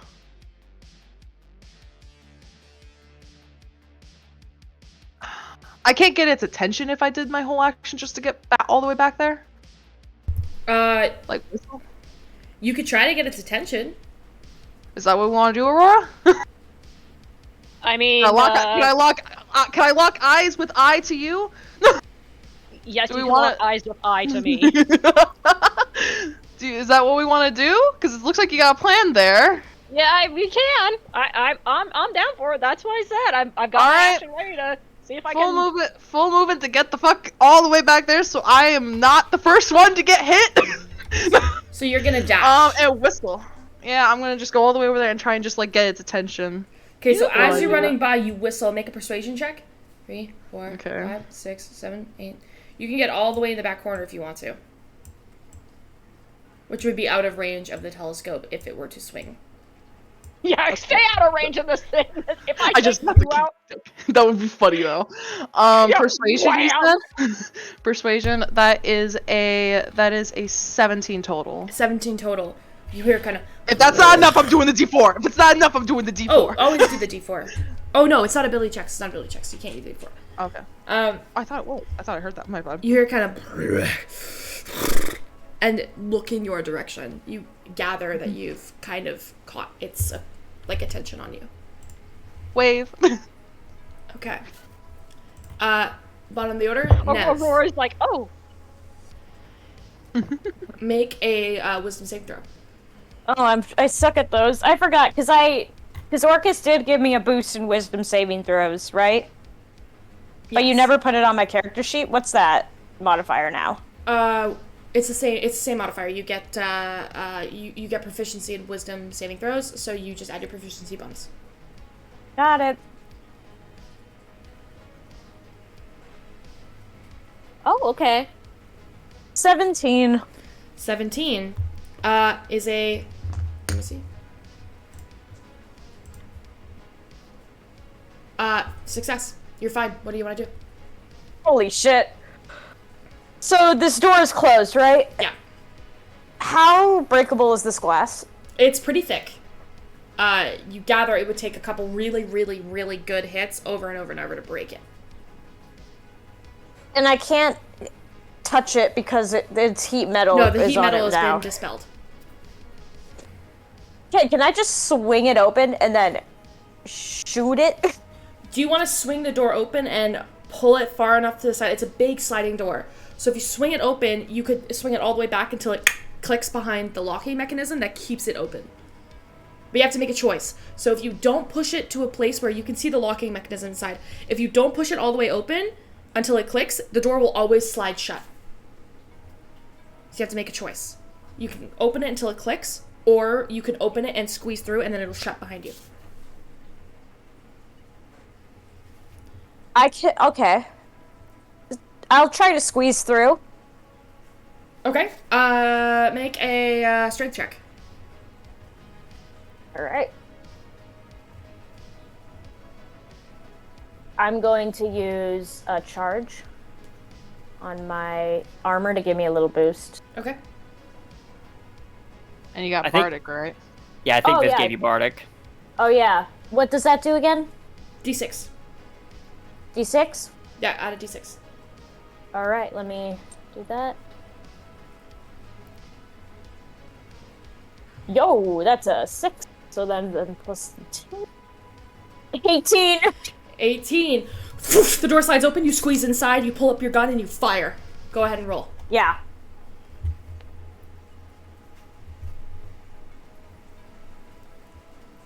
And what's the thing that, the bless thing that, Add it to attack rolls, so add a D4. add to attack rolls? Okay. So, I have a question. Mm-hmm. If I, because I want to use my sharpshooter feat. I wear the thing where it's So- like before you make an attack on a ranged weapon You can that you're add proficient plus with. 10 to damage, but it subtracts 5 from your roll, I believe. Yes. So you have to, if you want to do sharpshooter, you have to tell me you're doing sharpshooter now. That's what I'm telling you before I roll. Alright, sharpshooter, add it all up, and then subtract 5. Okay. Okay, so that's a flat 16. 16 plus your modifier plus bless. Plus my modifier, which is plus 6. So it's a B20. So it's a 22, and then it's a D4, right? Yep. Okay. If I can grab the triangle. Okay. And then it's a 22. Jeez. So 26, because I rolled a 4. Minus 5. Minus 5. 21. 21. That hits. Go ahead and roll. Oh. So you're gonna roll your damage and then add a 10. Yeah. This is what yeah. This is what I used to do when I played Cass. Cass had sharpshooter, and it was a gnarly feat. Give me a sec. Let me grab the ahead. bullet dice.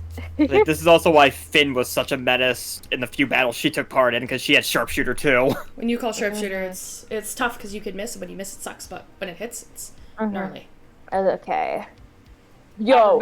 Okay. So I rolled a 6 and then plus 4, so 10, and then plus 10, 20 piercing damage. 20 points of piercing damage.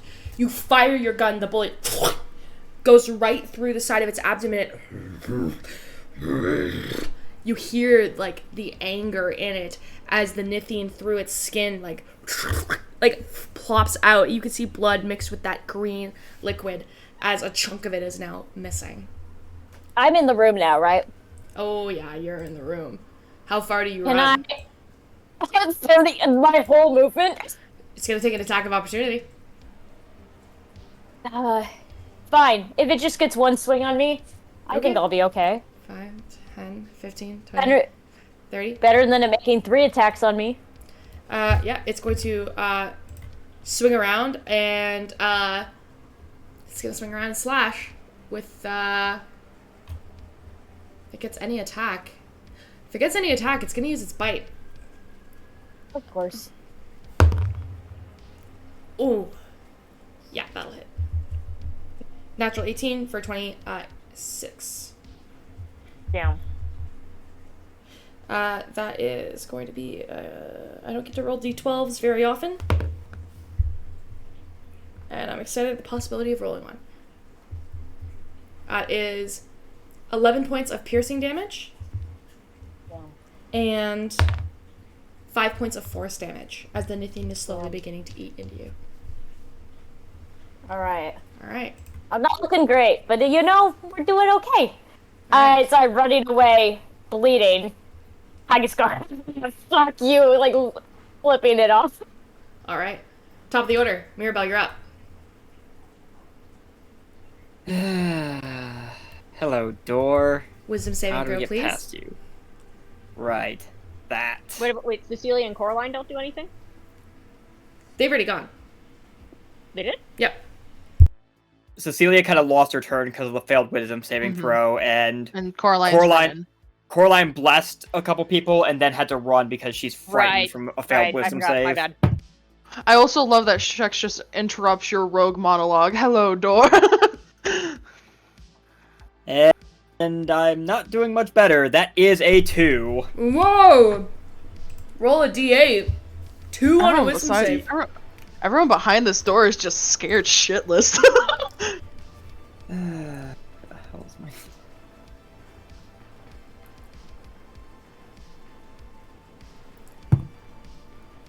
5. 5. You are frightened, so you have to use your movement until your end of your turn. You have to use your movement to get as far away as your character possibly can from the monster. I almost revealed what it was. As far away as you possibly can.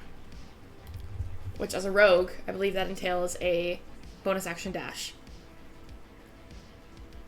I believe it would, so I guess I have to move 60 feet away from it then.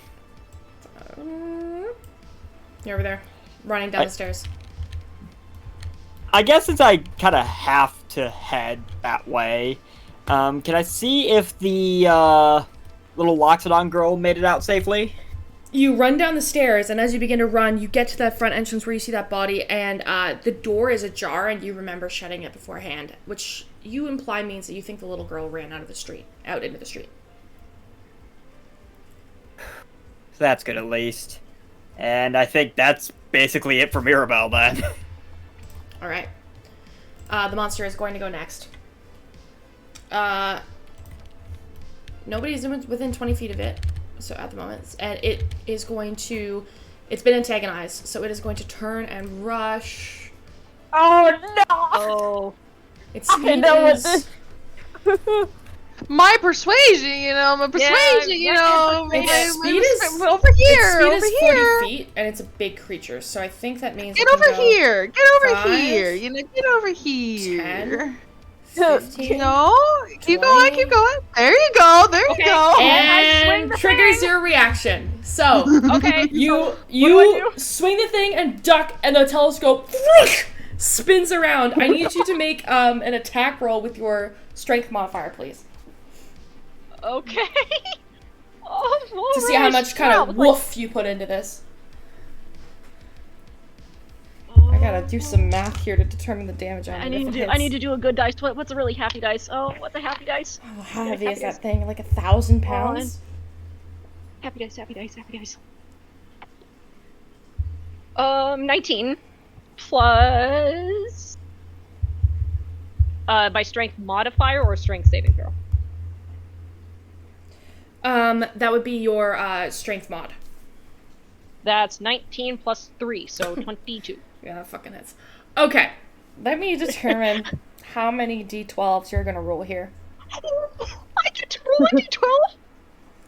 Okay, so this thing is 1,000 pounds. You're spinning at it with a 21, you said? Or 22?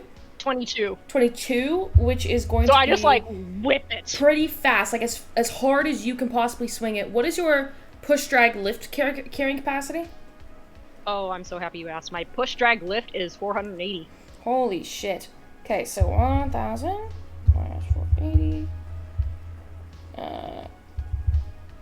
Sorry, hang on. 1,000 minus 480 for the push, drag, lift. You're throwing the equivalent of 520 pounds behind this. So that is going to... Holy fuck. Jesus Christ. There is a degree of terminal velocity here. You can't swing it that, like... Okay, you're swinging it pretty hard. It's a 520 pounds of terminal velocity rate. Can I pump? You're gonna hate me even more. I want to pump Fucking do it. Fucking do it. a psionic strike. The only thing is you saved your... you were using a held action. Oh. I don't think you can pump anything into this, because you held your action to wait. When you or another creature you can see within 30 feet of you take... That's field, psionic field, You can propel your weapons with psionic force once on each of your turns, immediately after you hit a target within 30 feet of you with an attack and deal damage to it with a weapon, you can expend the die. Holy fuck. Okay. Yeah, sure. You can expend the die. I want you to roll... Oh my god, let me divide this by 12. Hold on. Are we gonna have this thing at the very minimum with a telescope? I told you, Aurora. I told you. Okay. We locked eyes to eye. Roll... The regret in your voice. Math would entail that if you're swinging an object that is 1,000 pounds, and you're swinging 410 pounds of it at twice speed with the full force of your 480 strength, 480 pounds of your push, drag, lift for a full force of strength behind your action with a 22, which means it's actually better than it normally is. If I divide that number by 12 minus your strength, or times your strength modifier, that would entail, so 480 divided by your strength modifier, which is 3, right? Strength mod is 3, yeah. Okay, and divide that by 12. That would entail that you're doing 13d12 damage.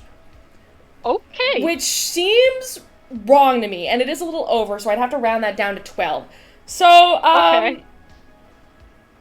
And it's a full hit. It's not a crit.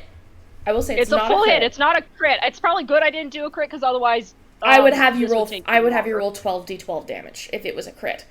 Roll 6d12. Oh, aw. That sounds fun. Okay. 60-12 at level 4? Come on, man. Okay. Come on. We love a little bit of dice roll. We can't say it. We can't say Please, checks. it. Begging. No. 60-12, okay. 60-12. The harpoon gun did 3d10. Oh. Okay. Right. Just roll really good, Swolf. Just roll really good. Okay. All right. I'm just gonna do them all at once. Oh, wowza. Okay. And for that psionic strike, it's 1d6. I'll do that later. I'll do that after this. Okay. First get your calculator out. Yeah, I'm getting the calculator out. Yeah. I just want to real Okay. quick. This is how I'm sitting right now. What? Hang on. Wait. Hang on. Wait. Look at her. Look at her. Are you okay, Shax? I'm You fine. okay? It's fine. Okay. She's like, I got you want me nauseous for this. They don't fine. look fine. You want me They don't to look give you fine. time? I'm going through a gender crisis, and you do this to me in my own game. Jesus. Do you want me to give you just this damage, or should I roll my little sad psionic energy? Roll it. It adds. Okay. Now, this is is like a- straight damage. You don't add your ability Yeah. modifier or anything. Yeah, no. I'm not adding. Yeah, my modifier. No. Okay. Meanwhile, I'm sitting here like this, like intrigued, like. Okay, God. in total, I have done. Okay, here I did 48 points of damage for the 6d12, Oh my god. and then 7 damage for the psionic strike. So that's So 48 56 plus points 7, of damage? 55 points of damage. Oh my god. You swing this telescope around and you guys hear this dong! Like it's like a bell fucking slammed into the side of this thing. You actually see the head of it cave in as it stumbles and looks extremely dazed and extremely confused. And it triggered your reaction, by being so close to you. So you see it Right. absolutely seething as this antinethine material spills down the side of a massive open gash in its face. And it is going to absolutely wreck into you, Aurora. Yeah, I was expecting that. Out of complete curiosity, how hurt does it look now? Pretty hurt. Pretty fucking hurt. It looks pretty... Well, yeah, I'm probably gonna go its down, guys. head has caved in. It looks pretty Oh. fucking hurt. The first one's a natural one, probably because it goes to swing in with its teeth, but it's seeing 12 of you. So it doesn't really know where it's biting. Like, Does wouldn't anything it happen be from funny? that one? Would it be funny for a nat 1 for one checks for it to just go a little bit wrong and it bites the telescope and breaks a couple teeth? Here's the thing, I have had whenever I've rolled nat ones on NPCs, I have something happen to them. This is not an NPC. This is a monster. Monsters! Hey, Remember how many hey, nat this is- ones and I this rolled is a- during the The bomb? telescope, by the way, Don't the Non-playable telescope... character. The Don't telescope, degrade it. Don't degrade the it to a telescope was monster. swung with such a force that that shit is ricocheting. So it's not only swinging the one way, but it's now swinging the other way too. Because when a fucking unstoppable force meets an immovable object, that shit ricochets. So it hits the monster. It's slamming back around now. Rhett, you have to like lean against the wall to not get hit with it coming back at you to spin. As it bites down and misses, the telescope flies over its head, does a full circle, and it's going to slash at you with its claws the best it can. 22 to hit? Yeah, that's gonna fucking hit. Okay, we're going to do that. 5. It's 9 know points what? of piercing damage, I did need that. You know what? I got the best shot I think I ever could in. and 2 points of force damage. So as the Okay. claw comes down, it cages you in again the way it did before. You're grappled, which means its second attack against you has advantage. Of course it does. Natural 17. Wasn't a crit, though. You take 9 points of piercing damage. Okay. And 4 points of force damage. You guys are lucky. I'm actually rolling really fucking low. And that is the end of its turn. Aurora, at the beginning of your turn, grappled. Make a wisdom saving throw. Oh, man.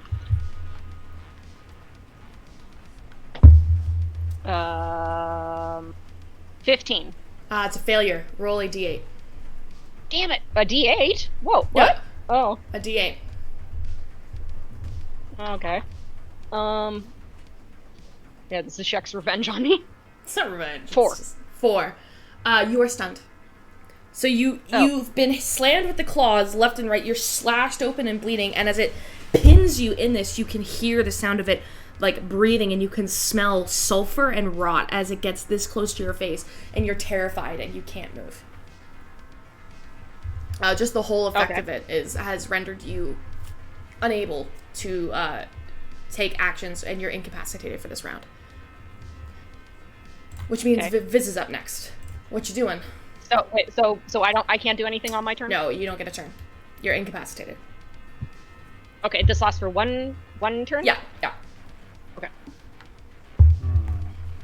Damn it. I can't even do like second wind or anything? No. Okay. Okay. Uh-oh.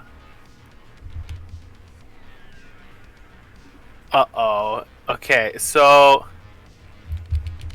I was gonna do Thunder Wave on the door,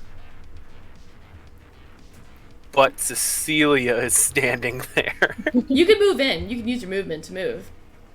Yeah, no, that's what I mean. I think she's still within the thing because Wait. it's a. Isn't it like a It's in a like cone? not, Yeah, it's a cone. If you stand in front is of it her... a cone? Yeah, Thunderwave's a cone. I thought. Oh, it's a square. A cube. So if you move there, you can put it where you want, which is in front of you. It sweeps out from That's you. Out. right. Yeah. Okay. I could. Yeah. Okay. Okay. I got all confused. I was so scared. I was about to kill Cecilia. Oh, I can have Viz do his funny thing. So Viz does a little dance as he walks up to the door, and then he like does a spin and then does like a clap kind of motion, and then it just Thunder Wave. So, any unsecured objects that are in the area are automatically pushed 10 feet away. Okay. The glass on the windows shatter and fly out, leaving 2 massive holes in the side of that sliding door where someone could easily walk in and out. And as you do, you look inside and see Aurora pinned by claws by the telescope. You have full perfect view of the monster pinning her. And I'm now looking healthy. Oh!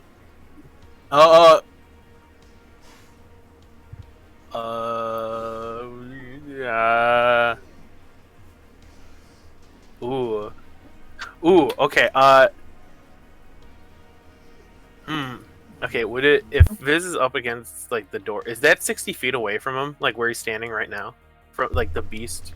The beast? From where you're standing right now, you are 5, 10, 15, 20, 25, 30, 35, 40, 45, 50, 55. Yep, 60 feet. Okay, he is gonna use Unsettling Words. And, hold on,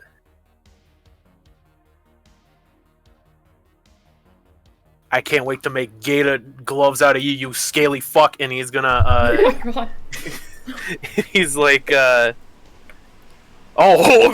that's, gonna be, whenever it makes a saving throw, it's gonna -6 from it. Okay. Does this creature need to understand your language? No. It's just any creature that it can hear? You choose one creature you can see within 60 feet, roll the Bardic Inspiration die, the creature must subtract a number rolled. It has to make it before the start of my next turn. To be still active. So if it makes an attack in the next turn, I subtract 6 from it. Saving throw. A saving throw. Okay. Yeah. Alright. Sounds good. Would you like to move, or are you good where you are? He's gonna, like, move in a bit closer to Nev this time, hiding behind a desk. Okay. You can get here. That's fair. He will use that desk as cover. All right. That means the next person to go is Cecilia. What would you like to do? All right. I'm gonna move through the door. Okay. And then one over to the right. And one over to the right. Yep. I want to keep my distance. Checks his fear. Just like, and I want to move one over to the right and one over to the left. And I'm in perfect position. No. The angle of the velocity. We'll see. And I'm gonna cast Tasha's Mind Whip. Okay. Oh. Let me check something. You're amazing. We got so many setups happening.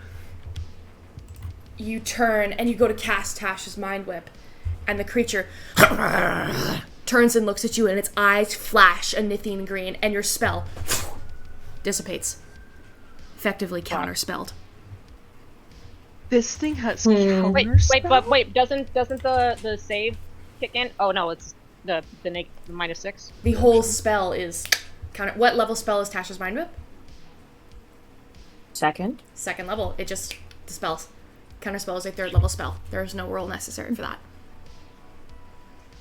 Unless you upcasted it to third level, then I would have to roll. I don't have third level spells. Okay. Then, yes, it is dispelled. Then I do nothing. Do you have a gun? I'm so scared of you right now. Stunned, counterspelled. I have de-wizard our wizard. Yeah, and knowing Allie, she's gonna get you back for that. Probably. Coraline is up next. She's gonna use her whole action to... She's gonna get in here, duck around this table, and cast Healing Word on Aurora. And she will upcast the fuck out of this, I think. Let me see. What level could she cast it at? Yeah, she'll cast it at second level.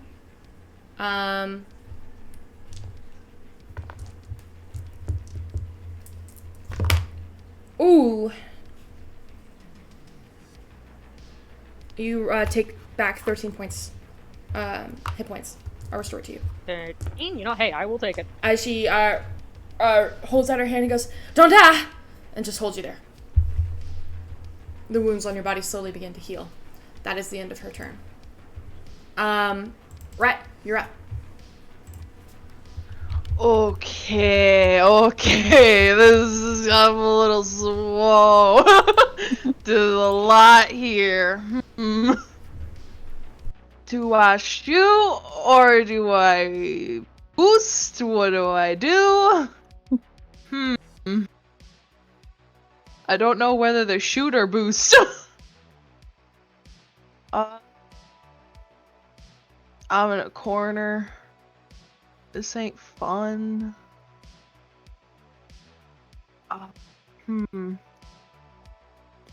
Does it look like something that could... Okay.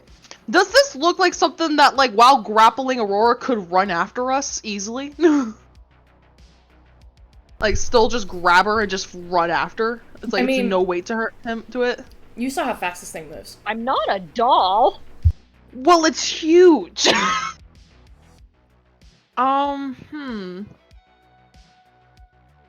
There's a little bit of a ways for me to get by, right? Technically speaking? Yeah. You Yeah? don't know if it has reach, though.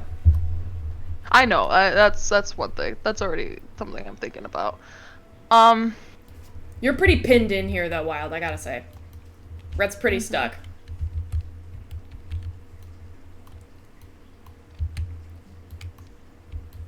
Stop moving the camera! I'm trying to count!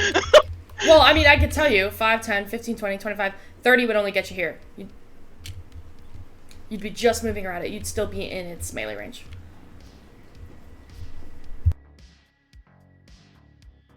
And it was an action to like go further, right? For me, last time. Yeah. Was it a bonus? Okay. Can you just shoot it? Yeah, I'm They cornered hex though. I it or don't really something? want to. I don't really want to stay here. That's the only thing. I'm kind of like I don't like being here right now. I'm the one who's pinned. I'm. Wait a minute. I think I'm gonna start something. Give me one moment. Just let me read this.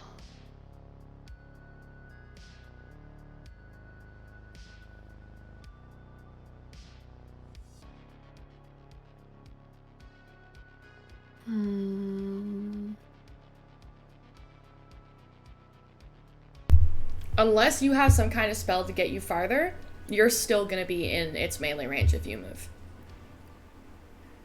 And you're pretty cornered in there.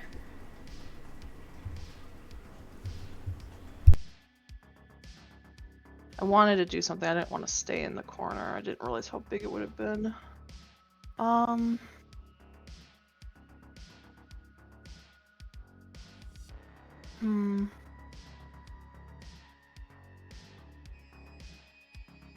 Sorry. I'm sorry. I keep thinking a lot.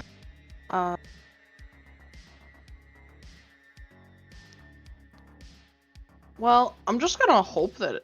Well, I can't hope for that. I don't think anyone's gonna be distracting enough for it. Because I think it's just gonna go for me after this.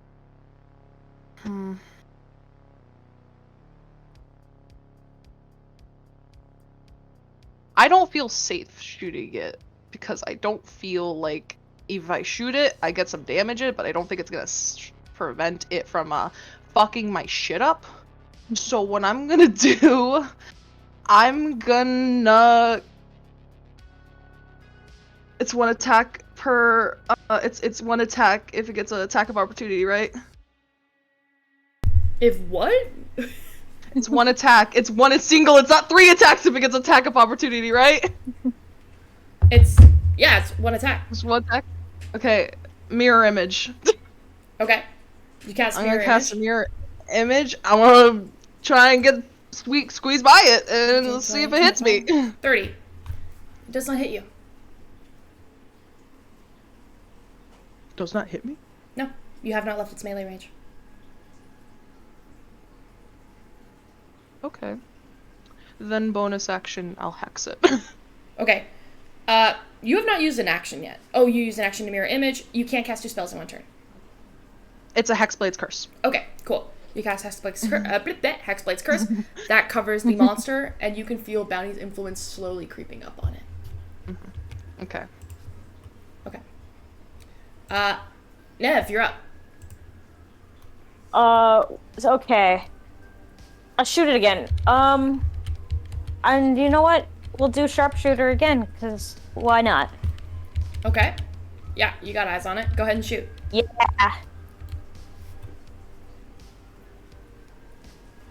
Yo, okay. Let me do math. So that was a flat 19.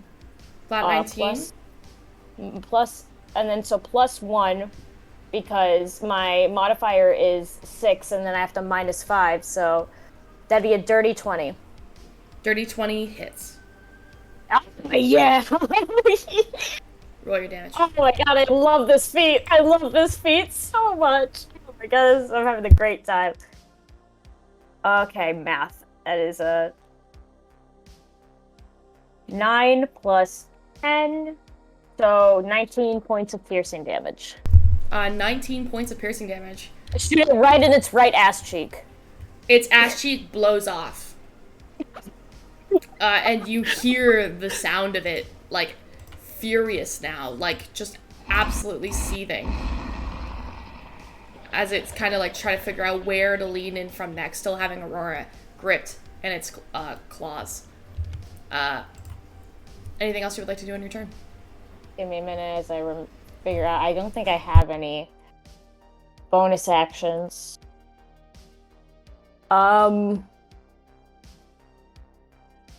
No, I guess we're just gonna stay where I am, because I don't think there's anything else I can really do as a bonus action. Nope. Okay. Mirabelle, you're up. You're fucking gone. You could run back up. The frightened effect leaves your body. Fair enough, then. I guess with that, Mirabelle's gonna bonus action dash back up to where she was originally. 45. You want to go in the room? Can she get in the room? Because she was kind of up against the door when you had her run 60 feet away. You could run here. The stairs are double take effort, because they're steep stairs, so it's 2 points of movement to go down them. Fair. So if you turn around and sprint back up, you can get to here. Alrighty. From there, how far away is this thing? 45 feet. 45. Okay. That D4 from Bless would add to the attack roll, correct, if I were to use it? Mm-hmm. Alright, I guess I'm gonna take this chance. I think it would be a disadvantage because it's beyond the... It's within 60 feet, but beyond the 20 feet for it to be...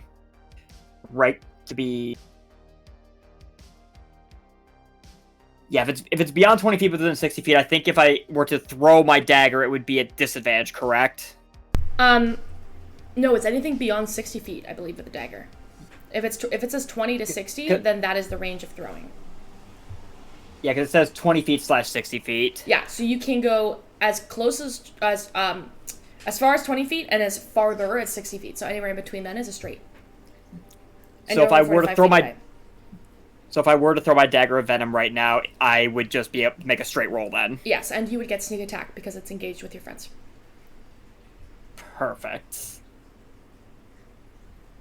Fuck 'em up. You got this. Let's see. Zoom in on the people over here. Let's roll the bless 2.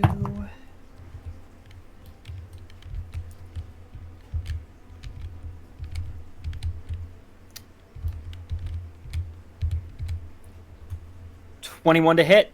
21 to hit? Yeah, that hits. Alrighty then. So, since this is my dagger of venom, this thing needs to make a DC 15 con save, or else I add poison damage to this, and it Okay. gets poisoned. DC 15? That's what the dagger says. No. Natural 6. So, this thing is poisoned, and I get to add 2d10 poison damage to this as well. Nice. Okay. Got some math I'm gonna have to do here. That is cocked.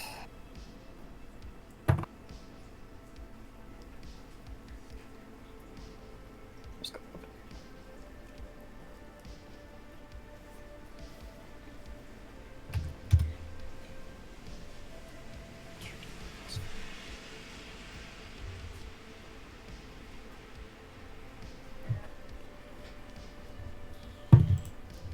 Math! Yep, math.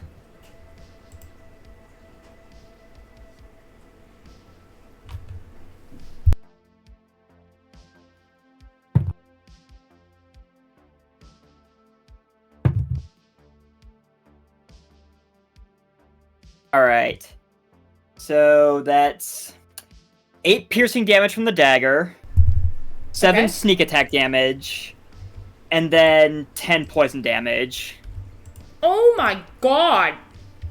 So Holy I believe shit. that's 25 altogether. Yeah! Damn.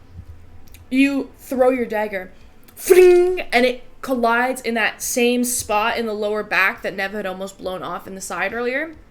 And it, and the whole creature straightens, and you can hear it kind of like, and it begins to choke as anti-Nithine starts to bubble to the front of its trachea. It is severely injured. And as a reminder, since it failed, it's poison, so that means it has disadvantage on attack rolls and ability checks. Yeah, it does. It sure does. And that lasts for a minute. Okay. Awesome fucking work. Mirabelle's not. Holy shit. Mirabelle was not happy about getting frightened by this thing. Let's put it that way. You fucking ran and you're like, what am I doing? Fuck you! Yeet! She's just like, who's frightened of who now, bitch? Oh my god. The monster is up. The monster is going to try and... Well, it's got Aurora in its claws. So it's going to, it has Aurora in its, like, claw, and it turns to you, Rhett, and it's going to try and reach down and bite you. You have mirror image on, correct? I'm guessing I can... Oh, sorry. Hmm? I cannot do a reaction right now, right? No. Or can I? Okay. Not until your turn, no. Gotcha. Actually, no. Sorry, it's gonna bite you, Aurora. Damn it. 'Cause But it has disadvantage! it does have disadvantage, but you're grappled, so it's an advantage, so it's a straight roll. Oh boy. Well, at least there's a straight roll. I tried to help. 26 to hit? Fuck. Yeah, what do you think? Of course it's gonna hit. Yeah. Sorry. Oh, it's a bite, so I actually have to roll a d12. Oh. Yay. You take 11 points of piercing damage. As Guys, I'm probably gonna go down. as the teeth sink into your shoulder, and the Antinethine pumps from its teeth that is gurgled up in the back of its trachea, and it spits it on you. And you take 8 points of force damage. Guys, one more hit, I will be down. With one of its claws, the one that's gripping you, it's not even going to slash you, it's just going to pick you up and then slam you into the ground, keeping you concealed there with one claw, and it's going to swipe at Rhett with the other one. This one is a straight roll against you. Okay, so it did crit.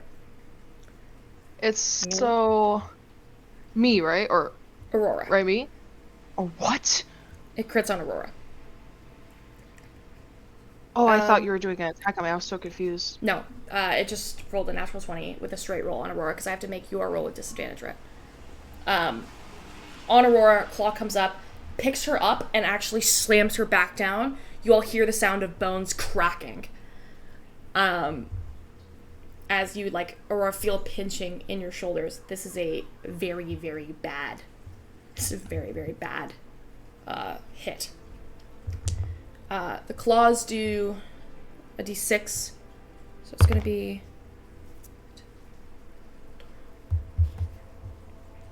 okay.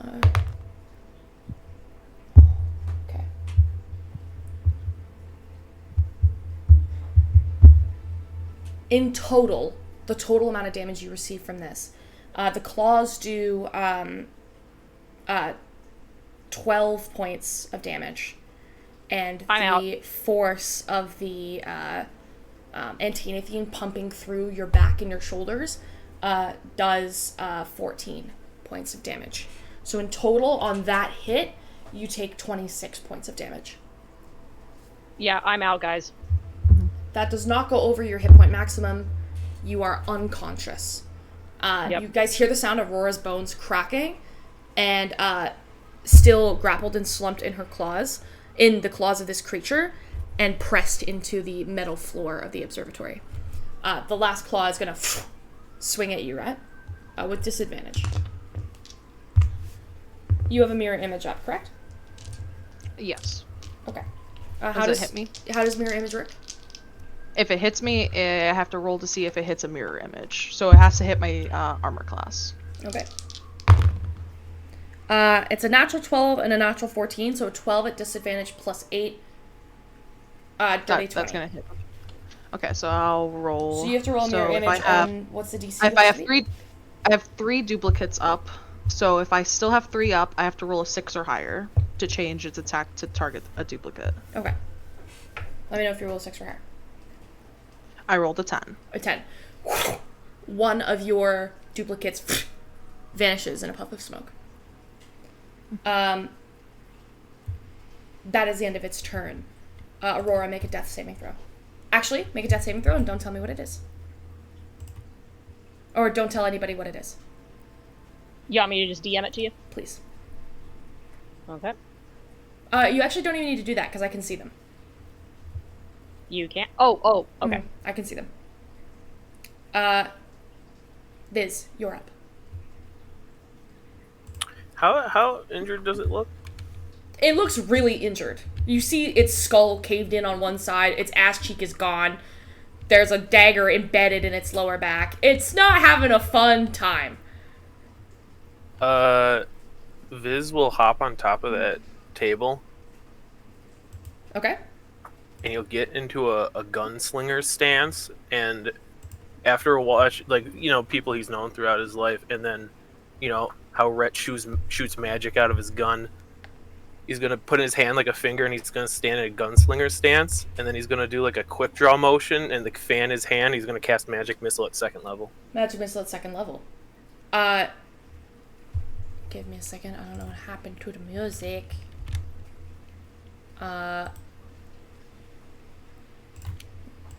Don't know what happened to the music.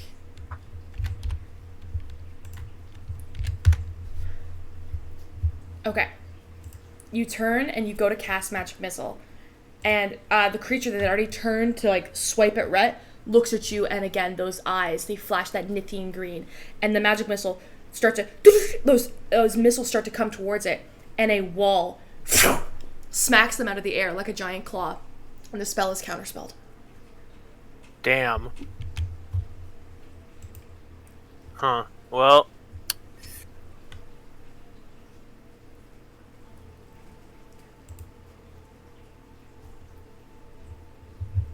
Huh. I don't know what to do then. Damn, that was my whole plan.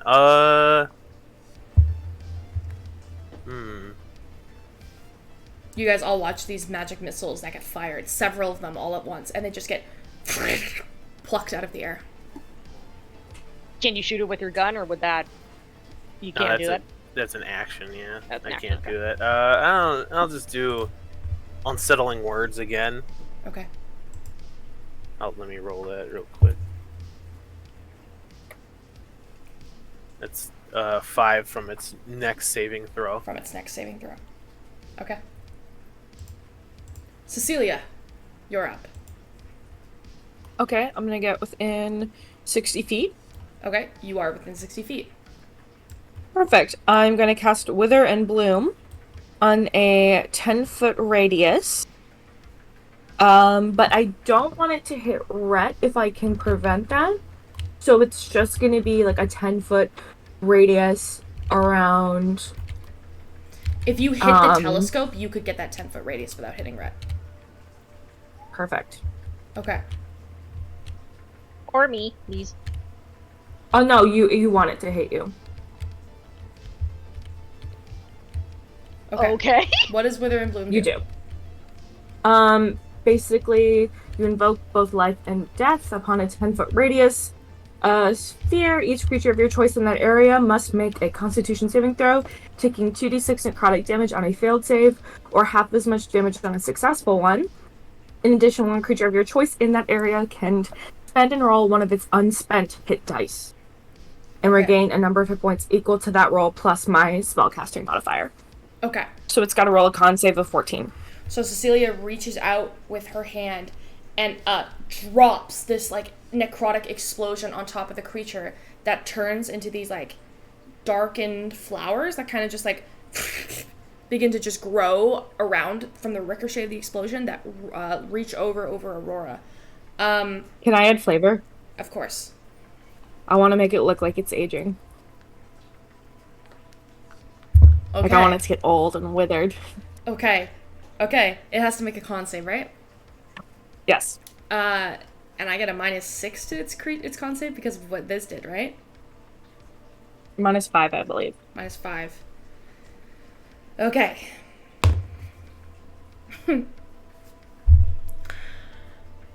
How much damage is it gonna take?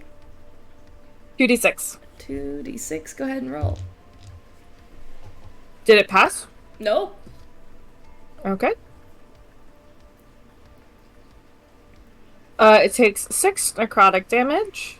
6 and necrotic damage. Aurora roll a hit dice and add.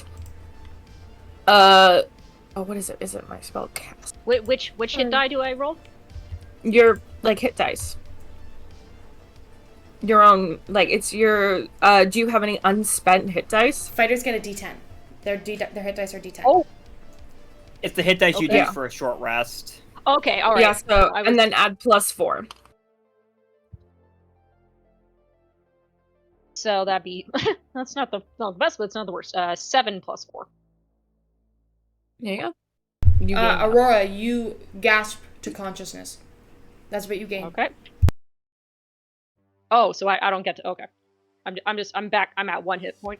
No, you're at 10 hit points. That'd be 11. Oh, 10. Okay. Or 11. Yeah, I guess 11. 7 + 4, 11. Okay. Cool. You are awake and conscious. Okay, I probably have the worst headache ever. Cecilia, is that the end of your turn? Yep. Okay. Coraline is up. And she's too far to do much. She'll guiding bolt it. That's a good idea, right? She'll guiding bolt it. She ducks behind the table, reaches out with a finger, closes her eyes, and fires this bolt of energy. Pure white, ethereal light. And it hits. She's casting this at first level, so it's just 46.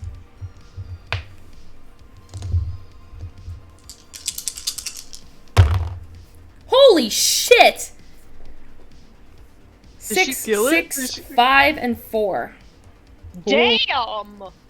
12, 17, 21 points of damage. Holy fuck. Is it still up? It's still up! She turns and fires this, bolt of light that streaks across the air and blows off its other ass cheek. It is now assless. It is assless. It's It's an assless. assless Tarrasque. It's an assless Tarrascus! It's not It's a an Tarrasque! assless Tarrascus! I want to call it a Tarrascus anyway! Alright. Assless Tarrascus. Which means, Rhett, it is your turn and you need to make a wisdom saving throw. Okay. I do get, because there was a... How did Bless work again? Did I still have that or no? I completely slipped my mind on that one. You should got still Bless have Bless, but I don't know if it works with saving throws. I think it's attack rolls Oh. and yeah, attack rolls and saving throws. Yeah, add a d4. Okay. I don't think I do. It's a 17. Yeah, you're fine. Okay. Okay. This is, I'm attack now. Okay, what are you gonna I am, shooting it, with my gun. do? You are currently and within I have, melee range of I it, which have, means it is and I have gunner feet, so it's no longer at disadvantage. Oh, okay. Yeah. Okay, so He's you a- can just Fuck yeah, baby! fucking hit He's it. angry. He's not happy right now. He just saw Aurora go down. He's not happy. So you reach up and you fire your gun point blank at this creature. Go ahead and make a roll. Okay, and then it's advantage because of guiding bolt, right? Yes, it is. Next attack. Alrighty. That's not great. That was a 2. That's a 19. And I think with my hex, it was a +2 extra, right? Because I had hex blade on it. Yeah. So that is gain a bonus to damage. Oh wait, no, that's just damage. So it's just 19 plus.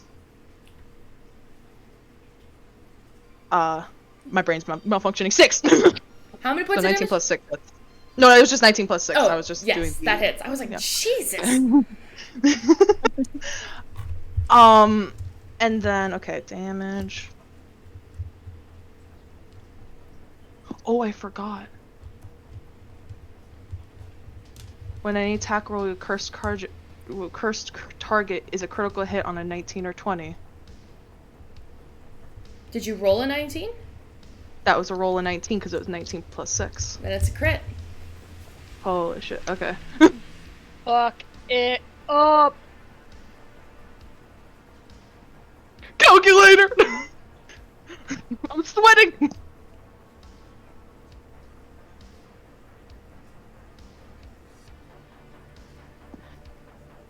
Then that's... Sorry, it's so much math. It's fine. It's alright.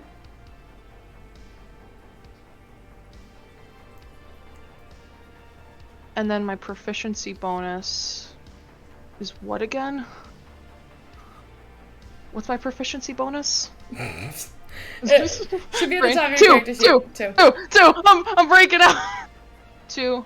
I think that is it. Yes, that is it. Okay, that's 25 points of damage. How do you want to do this? No! Yeah, baby! I want to imagine this whole time that Rhett hadn't had the gun out right away because he was kind of just being the distraction and trying to get around, kind of.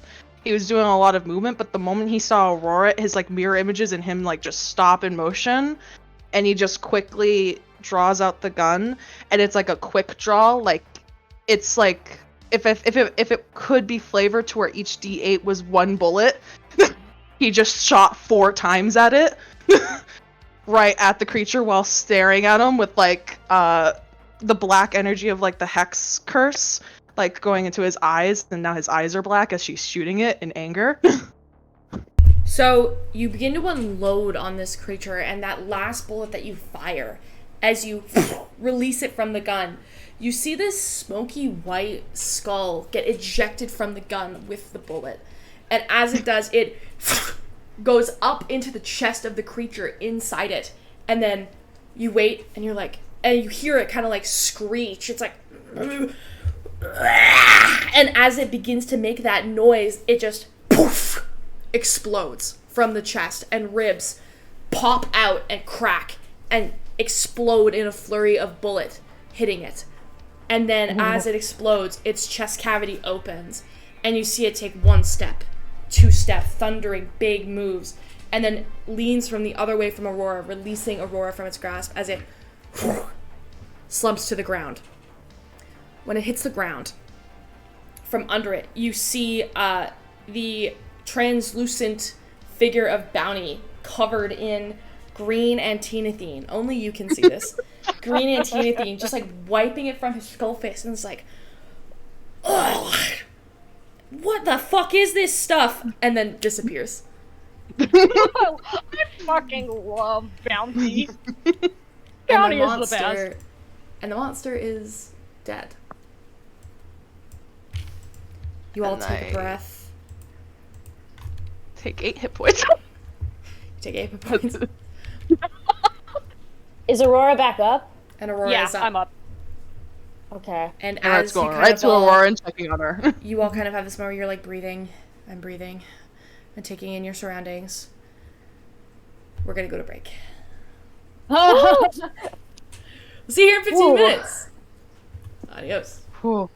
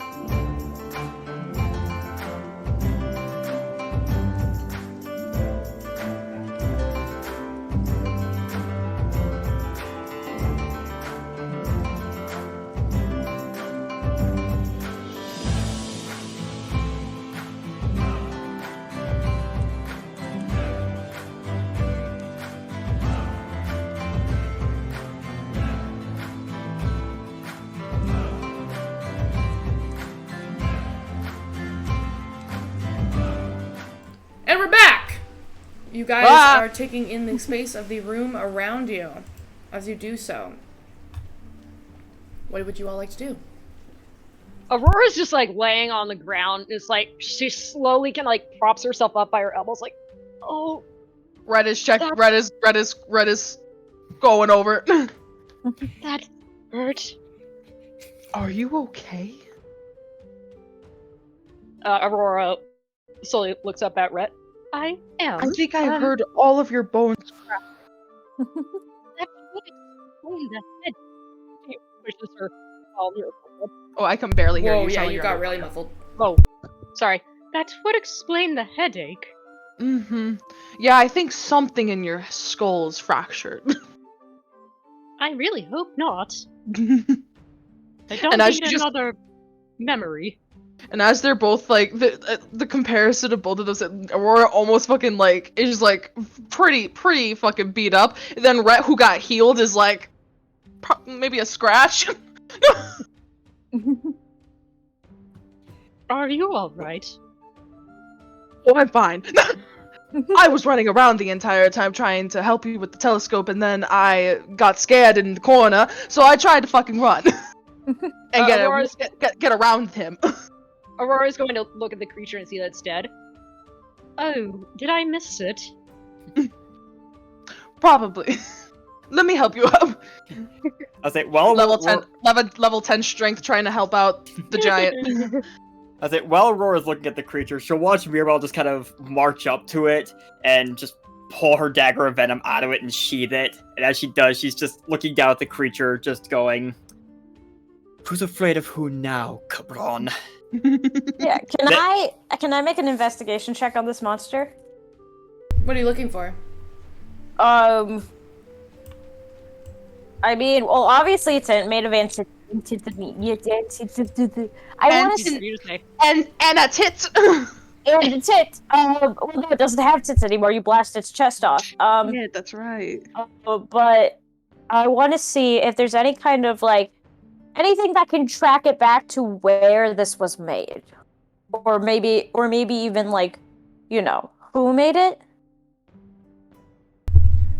Make an investigation check. Bloop, bloop, bloop, bloop, bloop, bloop, bloop. Ooh. What's an 18 plus 7? 25. 25. 25, baby! So, you look at the monster, which itself now is kind of just sludge. It's not really anything particularly interesting or valuable. But you're looking through kind of like the room itself to kind of like track down what has been happening and where all of this has been coming from. And you see that in almost like that beginning of the room, like kind of kicked aside, it looks almost a bit like a rubble. You just kind of just look around. There is a broken device on the ground, like the metal ground. And it almost looks like a tiny, like figure-ish-ine of a little cage, like a bird's cage. Whoa, this is intense music. What the fuck? The search is intense. Investigation at its peak. Yeah, let's fucking change your shit up. But yeah, you see this like little device that almost looks like a little bird cage. A little bird cage. Yeah. Tiny little bird cage. It looks like, and the cage door is open. And you wonder if with that check, that at some point this was magical by some nature and it's not anymore. But it seems to be out of place. Huh. Like it wasn't made here at the observatory. Yeah, doesn't look like it. Can I figure out what this cage is made out of? Make an Arcana check. Checks out of curiosity. Does this thing look at all familiar to Aurora? No, you've never seen this before. Okay. Dirty 20. Dirty 20? I rolled a 13 plus 7. It looks like it's made out of, like, just simple iron. Like a simple iron cage. It's not inherently something special, but you know that enchanted items often aren't necessarily special. I cast Identify on it. You cast Identify on it, and as you do, your... can you read me the spell for Identify, please? Yes. You choose one object you must touch throughout the casting of the spell. If it's a magic item or some other magic-imbued object, you learn its properties and how to use them, whether it requires attunement to use, and how many charges it has, if any. You learn whether any spells are affecting the item and what they are. If the item was created by a spell, you learn which spell created it. If you instead touch a creature throughout the casting, you learn what spells, if any, are currently affecting it. You cast Identify on it, and it is a regular metal cage. There is currently no magic affixated to this. Why did you record a check? Okay. Can I cast Detect Magic and just, like, walk through the room? You cast Detect Magic and begin to walk through the room. As you cast Detect Magic and the telescope begins to glow, you look over at it, and you see that the lens itself is a dark green. The same color as Nithine. Not Antinithine, Nithine. Can I take it? It's screwed in and fixated to the telescope. It's the lens of the telescope. It's the giant telescope that I wall up the thing with. Mm-hmm. Cool. Nev, could you come unscrew this? Oh yeah, what are we doing? And then like, as she shows her, Nev's gonna unscrew the lens from the telescope. And then yeah. while Nev is doing that, I also want to look through some of the scattered papers. Sure. Could I? They've been Sorry. pretty thoroughly shredded. Yeah, I'll still try. Could I go help Cecilia look through the papers? And Sure, she can make an After I investigation Aurora, check with advantage. I'm Cool. gonna say that while Nev is working on the telescope, can Aurora go over and help her, but also kind of check it out herself, just like look at it and like try to. I'm guessing she probably can't gauge where it was pointing before she swung the thing around.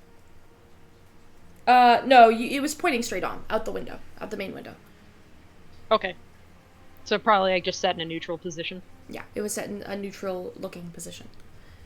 Okay. The lens is going to take approximately an hour to remove. It has been completely welded to the telescope. Heat metal. Wait. You could use heat metal, but the biggest fear you have, Nev, with heat metal is if you do so, you could permanently damage the telescope. Could I just And Nithine's flammable, right? Extremely. So yeah, Nev's like, so little problem. This is gonna take a little bit longer than I thought. Can I look through the telescope, like point it to the sky, and look through it? Sure. Make a perception check. Aurora looks at it and goes, "Hang on, I'm curious to see what this lens lets it do." And sorry, I spoke over you. Said to do what? Perception. Just a regular perception. Yes.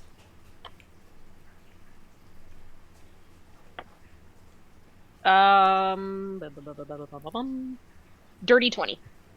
Dirty 20. You look in, and you see that it's giving you a very zoomed-in perspective of space. You can see the moon, the surface of the moon. You can see this light, milky sheen from that kind of like wraps around the outer layers of the sky. You're not sure what it is. And as you kind of turn and you flip the lens and you go back and forth between different perspectives with the telescope, it's perspective and insight into space. You can see planets, ones that are colored blues and greens and yellows, ones that look similar to the one you're on now, and ones that look different. Although honestly you've never seen a perspective of this planet before though, so you don't really know what comparison you have to it, but this is a very, very well crafted way to see space. Aurora's just going to go, "Oh my, this is amazing." She's gonna look through a little bit more. I doubt it's gonna happen, but out of like thinking about it for a moment, she's gonna just adjust the lens to see if she can find anything that might remind her of her latest memory that she had. For sure. While you're doing that, You guys hear the sound of just like doot doot doot doot, little tiny feet by the door. Look. You see a little pink Loxodon kind of peers in. I heard the noises stop. Did you kill the monster? Oh, I can't get over this voice. See, I can't get. see, It's like, little yeah, one. look, pointing at the thing. It's dead. What happened to my daddy? Rhett's gonna immediately think and just look around. What's going? Is any of the bodies look like Loxodons? There's a body of this pale gray Loxodon man Oh boy. by the telescope who looks shredded. It's gonna stand in front. The body, no, to block it from view. Vera's gonna kind of scoot herself to block as well. Shoot. Darling, did you go get help? We should maybe go get help first. He's gonna try and redirect her. Okay. Daddy It's told okay. me to hide under the table. And you did wonderful. Okay. Who were those Hey, people? kid. People. The people who came in when Daddy was doing work. They came in, and he told me to hide under the table. And then I heard roaring, so I covered my ears. Did you perhaps see those people that came in? What did they look like? Some of them had red robes, and one of them had these green clothes, and another one had scars all over his face. Can Cecilia cast Detect Thoughts on the little girl? And then see whatever she's picturing? Okay, yeah. We're gonna go ahead and lead you into casting Detect Thoughts. As you do, you see a memory come back up to the surface. Rhett's gonna, if he could tell that this is happening, he's gonna try and hold the girl's hands to try and comfort her because it sounds like something that's quite invasive. She actually shrinks away from you, and you realize that she's so little that she doesn't even realize her mind is being prodded. And children have very active imaginations, so she lets you immediately delve deeper. You see immediately a woman walk into the room. She has shoulder-length black hair and a burn across her eye and downwards. On her shoulder is a lapel that looks like to be a symbol that says BW, and it's crossed over with a wrench. Which you've seen before as a symbol of the brass wrench. Her clothes are green with like dark leathers, and she has her arm crossed behind her back and looks extremely serious. To her right and her left are two hooded figures wearing red robes, and you can see daggers hidden at their belt. Pacing in front of her is another individual. He has very, very short brown hair. He has a sickle on his belt. And he has scars crisscrossing across his face as he paces back and forth. And you hear a conversation, and you see through her eyes. So everybody looks very biggish and buggish, and it's not a perfect perception, but it's bright and colorful and exactly what you would imagine from a child's conversation. The gentleman with the scars across his face puts a hand on a sickle and walks back and forth in his leather armor, pacing, as all the scientists are kind of like hesitantly standing there with papers in their hands, and they're backing up, and you hear him cross over and just move back and forth and go, "It would be a shame if something were to happen to this place. We really don't want to impede on your research. We just wanted to stop temporarily." And in the memory you hear the tusk hand of a man reach down like a father and look down at the little girl and go, "Quiet under the table."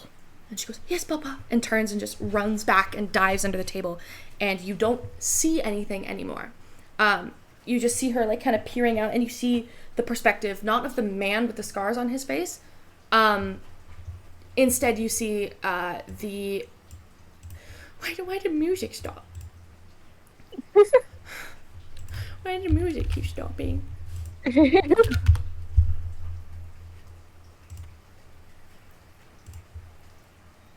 There we go.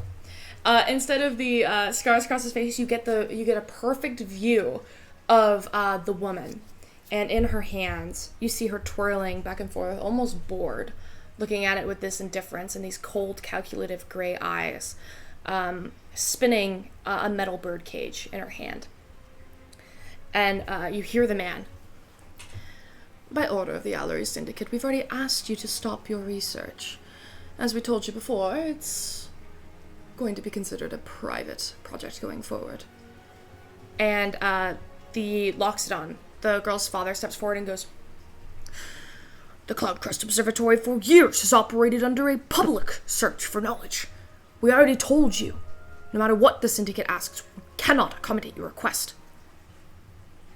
And he kind of tilts his head and looks at her, and you see the little girl's perspective of the woman, who he can't see. He can't see the man as well. She can't see the man as well, but she can see the woman.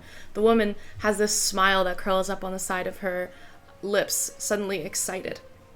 And she pulls the birdcage in her hand and steps forward and goes, you know, if I may, I don't quite think you're in a position to argue. Are you, Doctor? And he looks at her and goes, you can't just continue to threaten us.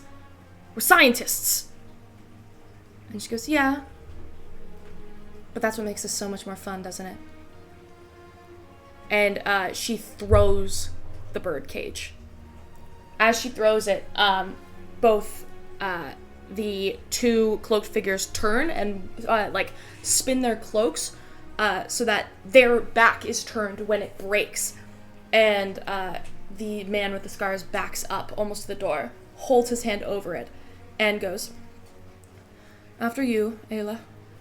And the woman with the burn across her eye just kind of backs up as the cage begins to shake. You see the Loxodon go, What is this? What are you doing? And as she backs through the door, with eyes still locked on them, she turns, and the only person left in the doorway that the little girl can see is the man with the scars, who goes, didn't have to be like this. Maybe your people will learn in the future to be a little more respectful of our kind. The doors slam shut, the cage breaks, and you hear roaring. And then she buries her head in her hands. Does Cecilia recognize either of those figures? You do not, no. Okay. Is Cecilia relaying all of this to us? No, I'm not reading a child's memories out loud in front of people. Mhm. That's messed up. She's right there. Viz? Cecilia will Oh, sorry, go instead ahead. turn around. Sorry. Cecilia's going to turn around and start, again, in that investigation check before, trying to find out the research that they were doing. That they wanted to stop. Make an investigation check. What are the rest of you doing? Viz I'm will- looking through the. Oh, Viz I'm. will- What is Viz Sorry. doing? Viz will go up to the little elephant girl, Okay. and he'll be like, "Hey, how about we go get the god? How about that?" Okay. Is everything okay? Yeah, they'll be able to make it a lot better, and figure some things out. Okay. Maybe I can get you something on the way. Okay. Papa will be very mad if the telescope is broken. Oh, don't worry. He looks immediately enough. None of us will touch the telescope. Meanwhile, Aurora is looking through said telescope. Well, you're blocking the body right now. Mm-hmm. But Yeah, she'll go so- back to look. Viz, you and the come little on. girl exit. Yeah. And she begins immediately chatting to you. I went to my auntie's house this weekend, and I heard a dog that sounded just as loud as that really, really mean monster thing. And nobody killed it the way you guys just killed it. And she's kind of just like relaying a story to you as you guys continue to leave over there. Baby. Checks. Oh, sorry.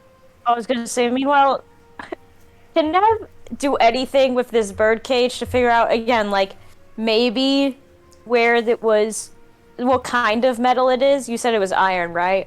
It's simple iron, yeah. So the thing about this is you with your investigation check, it was high enough to know that at one point this was enchanted. But it was enchanted to be a one-time use. So it was an object that they chose to enchant for a one-time use. It's a Pokeball. It was a Pokeball, yeah. And after Viz and the baby, I don't remember, what's her name? Bessa. Bessa. After Viz and Bessa leave, Nev turns to Cecilia like, so, because I can imagine, did we all know that Cecilia was reading her thoughts? Nope, none of you had any idea. Did we see? We had no visual. I we don't believe know. detect thoughts is just a verbal casting. Okay. Wait, So, I- you still want me to take hold apart on. this telescope? Cecilia, is it verbal and somatic, or is it just verbal? It's verbal, somatic, and material, but like she wasn't making it obvious. Okay. Like she didn't want the little girl to think she was casting magic at her. I would say that Cecilia probably made it look like she was casting. You guys don't know what Cecilia was casting when she cast it. She could have been doing something in the papers. You're not entirely sure. Okay. So you still want me to take apart this telescope? It's up to you, but I don't know if we'll have the time to do so. I think it is perhaps more important to figure out what sort of research was going on here. That creature was trying to destroy everything.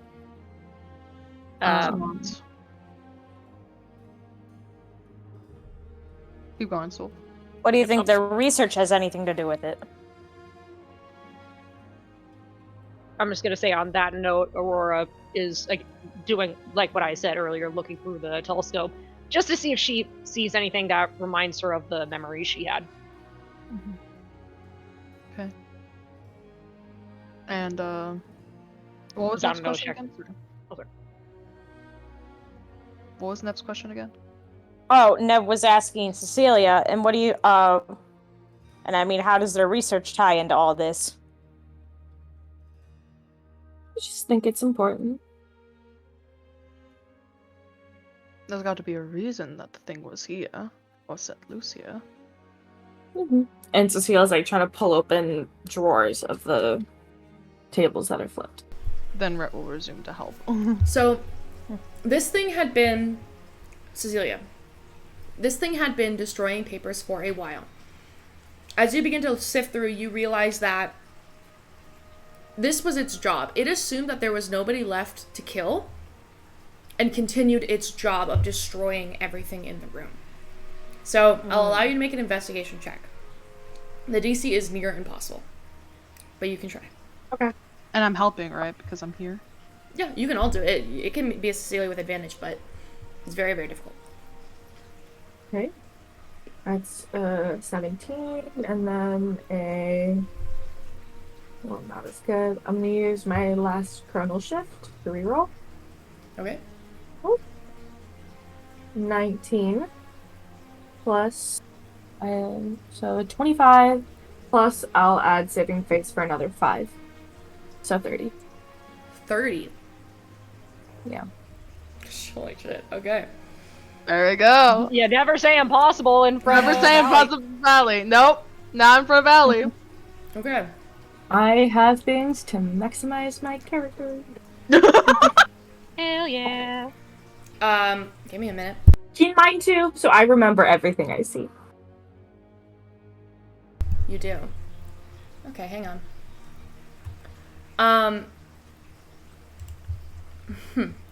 Alright.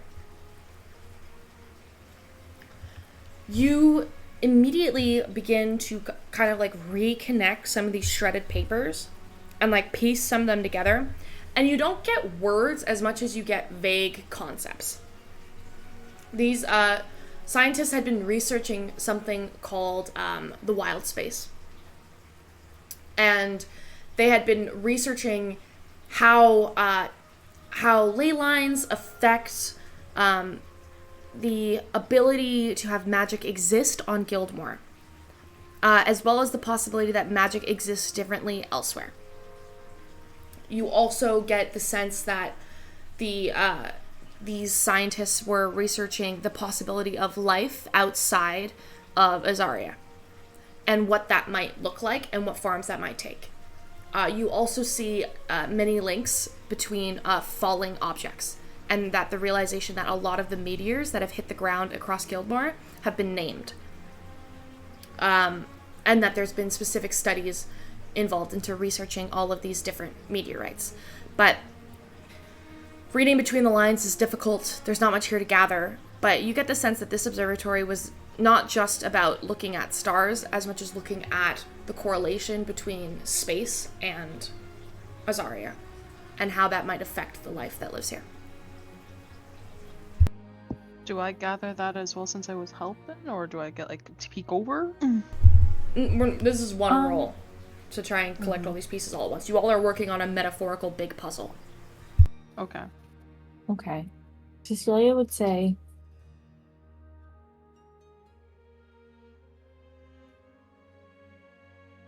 there was a member of the Brass Wrench in the Ellery Syndicate here. What? That is who did this. That is who did this.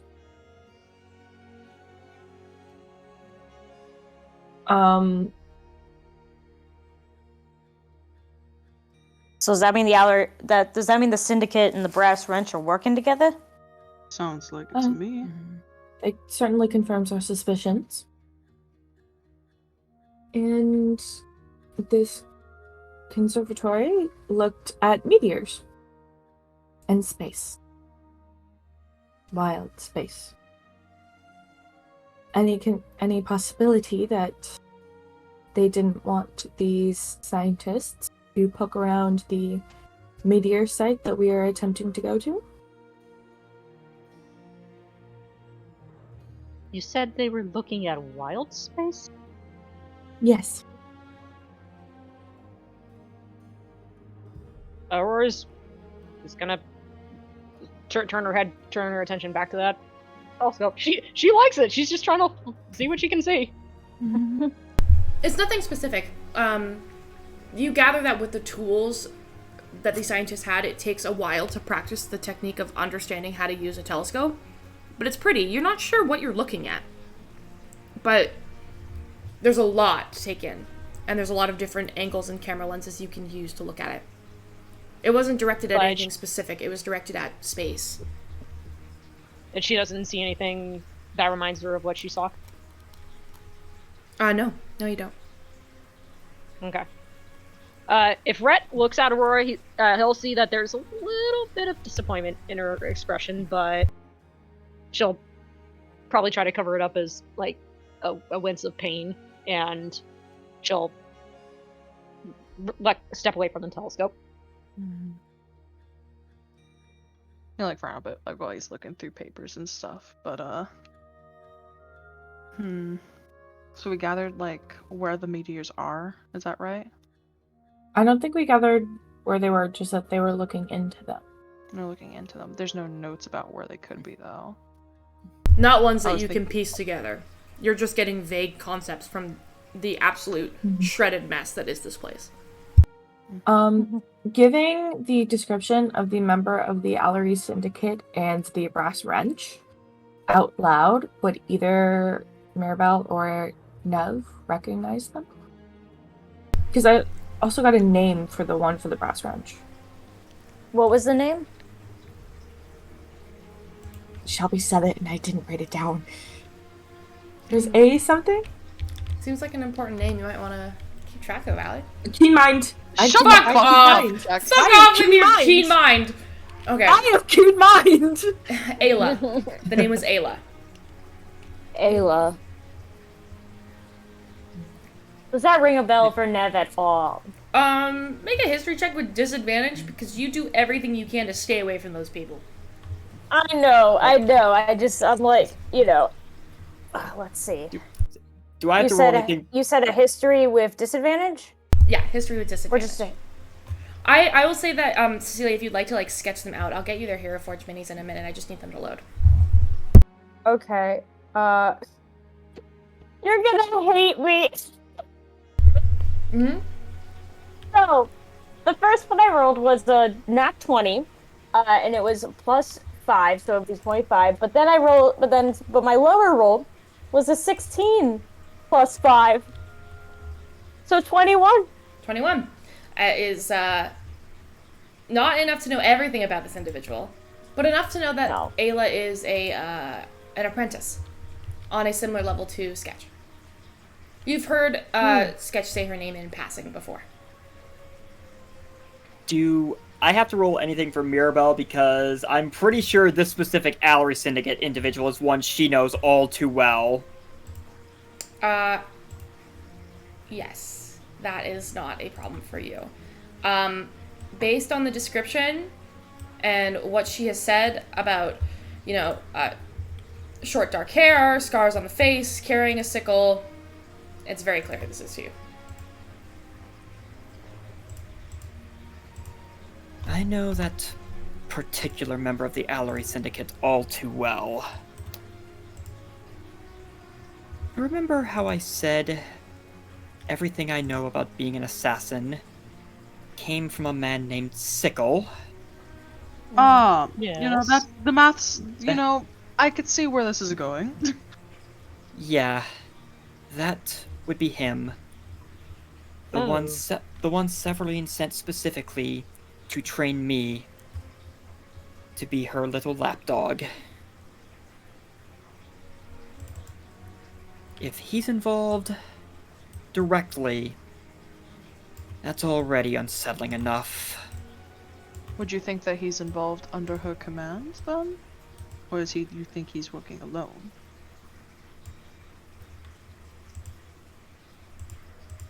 If the Allery Syndicate is involved in any way, then Severine is definitely calling the shots in some capacity.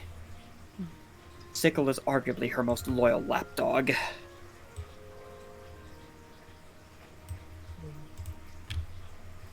So we have the syndicates gaining some help from someone in the brass wrench. Mm-hmm. And remember, Ano said that Wendigo that we fought earlier, that was made by the brass wrench. Mm-hmm. So we don't know if more people in the brass wrench could be involved or not. Mm-hmm. I think I'm just... Go ahead. Oh god. I'm just concerned at what the Allery Syndicate is doing involved in any of this. This is very far from their usual MO. Unless Severine thinks this is going to get her some sort of power at the end of the day. What would she possibly want with these scientists, though? If all they're doing is studying the stars. Well, we know that they also study meteors.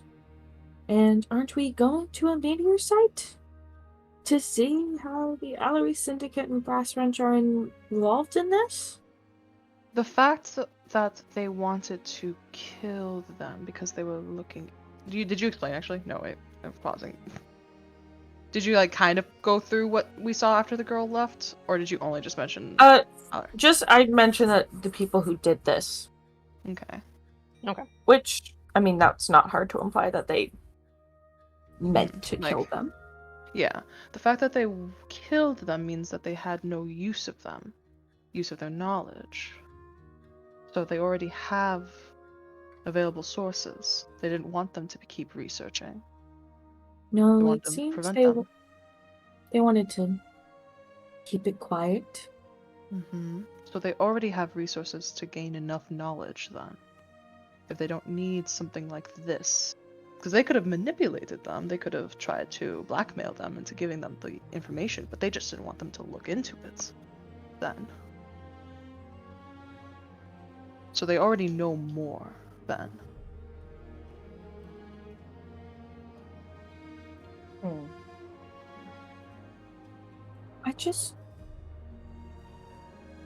I'm confused at how this material fits into everything.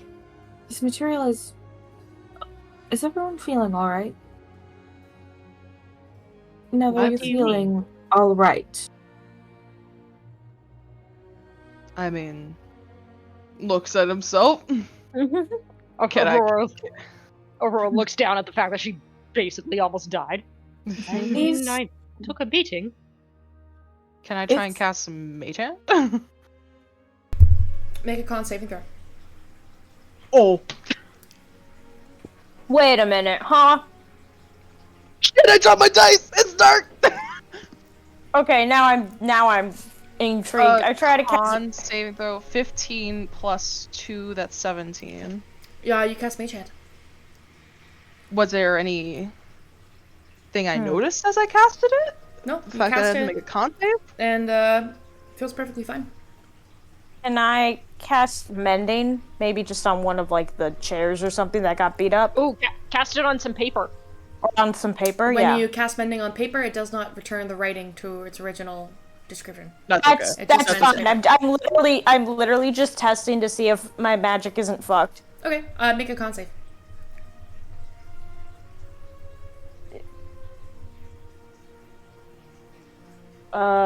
Math. 14. Yeah, you cast Mending, it works fine. But there's nothing I notice when I cast it. No, nothing you notice. Cast it, it works the way it usually does.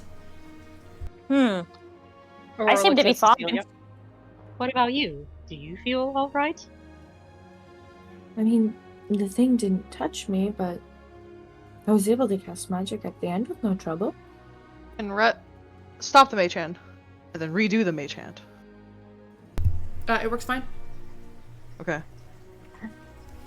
Hand just goes up, down, up, down. Hand starts patting people on the head. There. No, hand does snapping motions. You Finger start guns. doing jazz hands. Jazz hands. It goes like it keeps going up and down, like it's like vanishes, then it does a different hand motion. Vanishes, does another hand motion. Wow. I think it's fine.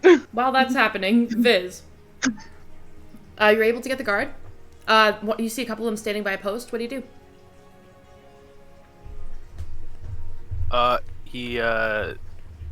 Can you spell the name? Hold on, let me I need to get this name so I don't mess it up for later, you know.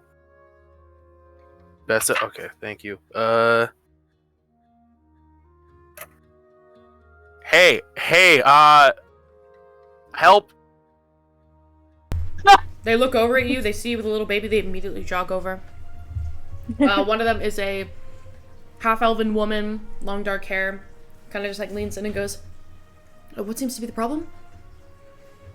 Yeah, I just came over from the observatory and he like kind of waves him down to like cups one side of his face to like whisper it. She looks a little unnerved, but lets you do it.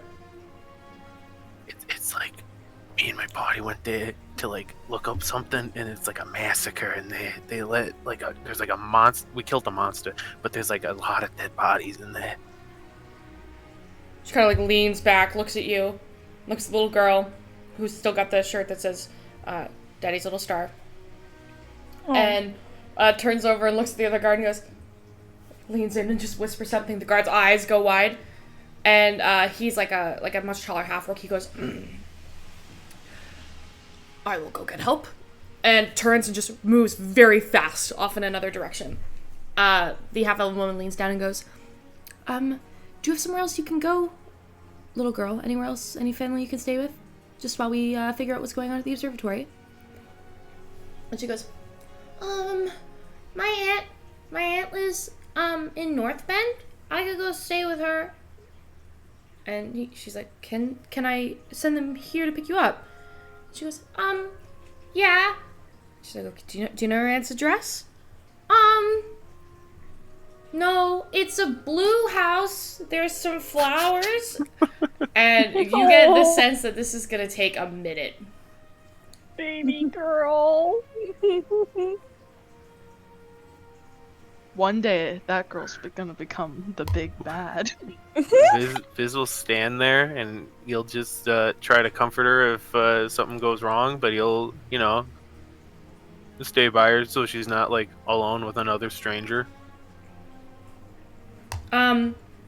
It's weird.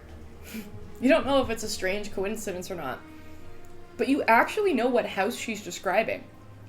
Oh, What? Because the house that they live in, that the aunt lives in, is right across the street from where Anno used to live.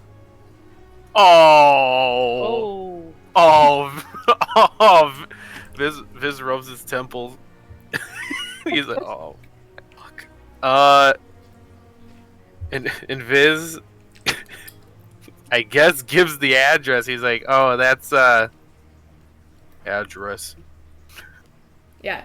That is 2622. address. Willamine Road. So, That is insert address here. insert address here. You give the address, she nods and waits for the other orc gentleman to come back. The orc guard brings about 24 other guard, including what looks to be a very, very...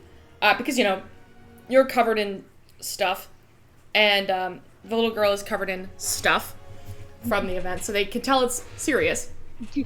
And one of them is like this older looking dwarven man with like these like mutton chops on the side, and like his hair slicked back, and he's wearing suspenders, and he has his badge clipped to his friend, and he goes, "Hey, yo, so I hear there was a massacre down at the observatory, is that correct?" I guess Viz kind of like covers Besta's ears. He's like, yeah, it's bad. There was like this weird creature there. When you get there, there's like 6 people looking in the main like telescope room, and you'll see a big corpse in it, and that's the thing that we guess killed everybody. He kind of reaches into his pocket and pulls out a cigar as you're talking, and he lights it. And he just takes a drag of it, blows it out, holds it between his fingers, and goes, "All right, son, why don't you just take me over there, huh?" Sure. What should we do about... Lieutenant Peck will take care of it. How about you and me go check out the crime scene, huh? Yeah, sure. All right. I'm Detective Bronzebutton. Been on the force for 36 years. Oh, this dude. Detective Bronzebutton. Who's this fucking mofo? Best character ever made. He looks exactly like an early 50s New York detective looks. Oh, he's That like was the a vibe I was noir. getting. Yeah. That's hilarious. He's like a noir detective. You know our detective? Yeah. Let's go Yeah, see so what your this- friends are getting up to, eh, bud? That was a tough cookie. Yeah. Hard times. Hard times. Yeah. Yeah, it was real rough when we got there. We walked in and the receptionist was he kind of mimics like almost cut in half. Like he just like moves his hands back and forth around his waist. Sometimes that's how these things be, eh? No worries, man. Let's go check it out, huh? Yeah. Keep your wits about you. Sometimes you don't like what you see on these sites. Yeah. Yeah. Yeah, you're right, man. He says, like you haven't already been there, but it's fine. You move through. Detective Bronzebutton brings about 24 guards with him. They walk up, and all of you are quickly intercepted by about 20 of the Westover Guard. They have a specific name. This guard have a specific name that I can't remember off the top of my head. Button pushers. The red button pushers. The bronze button pushers. The White Operation. That's what they're called. I Whoa. don't like that. Yeah. They also can be called operators. So, Okay. yeah, they're called WOs, but stands for White Operation, but typically you can just They're call them the an woes. operator. All right. they- So we're, just all of a sudden there's 12 guards in the room. Yeah, Yeah, they so begin this to is the take room. statements. They begin to take statements from you all, and they also stop encouraging you to touch things. Damn. So if there's Aw, man, anything any Andor of is you still wanted standing to do before they get there, let me know now. You can each do one more thing before they arrive. Oh, Aurora was down Cecilia- with telescope. It just looks like she's been to hell. Oh, sorry. Cecilia is going to just scatter the papers. Nev pockets the birdcage. When we did that investigation, that was like the most we could find, right? I don't want to like ask something to look for something and be like, "Yep, that's it." Yeah, what you see is what you get, Okay. kind of right now. Okay. I was like thinking maybe an object, but that's it. Okay. Yeah, I pocket the birdcage into my bag of trash holding. Okay. Mirabel's just pacing back and forth, trying to figure out what the hell the Allery Syndicate's up to now. Okay. All right, that's it.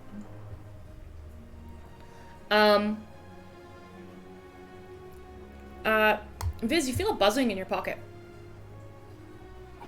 He's like, what the fuck is that? And then he reaches in his pocket. He pulls out, I'm guessing it's the medical buzzer. Mm-hmm. Oh! Nev! You have a donor! You're saved! Nev, the thing's happening. The thing's happening. Come on, we gotta go. Are we in the same spot now? Same space? Yeah. Okay. Nev's like, wait, that quickly? Damn, maybe I don't hate the hospital.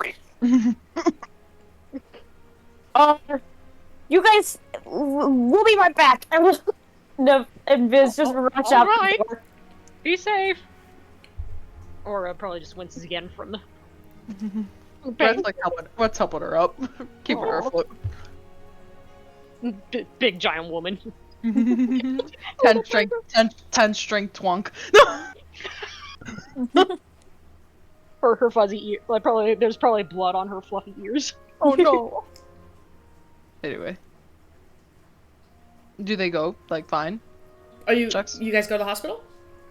Alright, Yeah. I thought they were going, because we were still taking Yeah. statements, technically. Yep, Or sure. are we all allowed to go? You can all go if you'd like to, or some of you can stick Oh. around. Then let's go! You remember that only one person's allowed to be with Nev in the room, though. Well, Yeah. we do also have... I mean, we do have a healer, but, like, we also have, We also got, got... almost died. It's up to you. What would you guys like to do? I wouldn't mind seeing a healer as well. Then let's go! Or like pushes intestines back into place. Coraline, Oh, God. Coraline reaches over and casts Cure Wounds. Are you just trying to prevent us to go to the hospital, Shucks? What the fuck? No, I'm just saying that, like, if you want to wait in line to use the hospital, Oh right, yeah. I forgot though. Yeah. you can all go to the hospital and wait outside if that's what you'd rather do. But only 2 of you will be allowed in, or like, yeah, Nev included. So only one of you. will I be guess allowed maybe like if we can still walk around the observatory a little bit, just to at least try to see if there's anything more we can learn. Does Rhett notice anything, like, as, like, the guards are, like, kind of, like, looking towards the area? Anything, like, that they're doing that's, like, interesting? Or, like, no, weird? they are just looking at things and taking notes. They're not touching anything. Okay.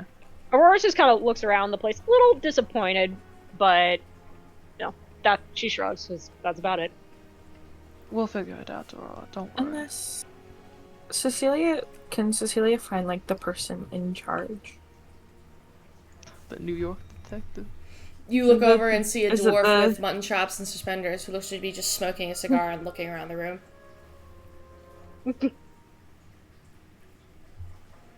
You. You? What can I do for you, Dollface? Oh my Rhett pauses as he walks! Aurora just like freezes. Like Rhett pauses as he walks and looks! Aurora looks at Aurora's gonna slowly look at Coraline and go, be prepared to resuscitate. Is your boss going to be here soon? The boss is standing right in front of you, dear. Cecilia is going to pointedly look over him. Oh my god. Oh, He just stares at you and Interesting. takes a huge drag of his cigar. You've met your metaphorical staring match. Is it just you who will be coming to investigate? Don't need nobody else. I've got my hands You're all not in this. calling any other organization? Kind of looks at you, sizes you up, takes another drag at the cigar. At some point, families will need to be addressed. The news will want to hear about this, which means we have to let the tomes know beforehand. These are just the rules of the trade. Will the brass wrench be involved? He kind of looks at you, cocks a huge, massive, fuzzy eyebrow. Not necessarily. Insight check. Make an insight check. Cocked. Oh, worse. 4. 4. You have no idea. It's hard to read. He's a mysterious dude. Alright. Those Well- bushy eyebrows have power.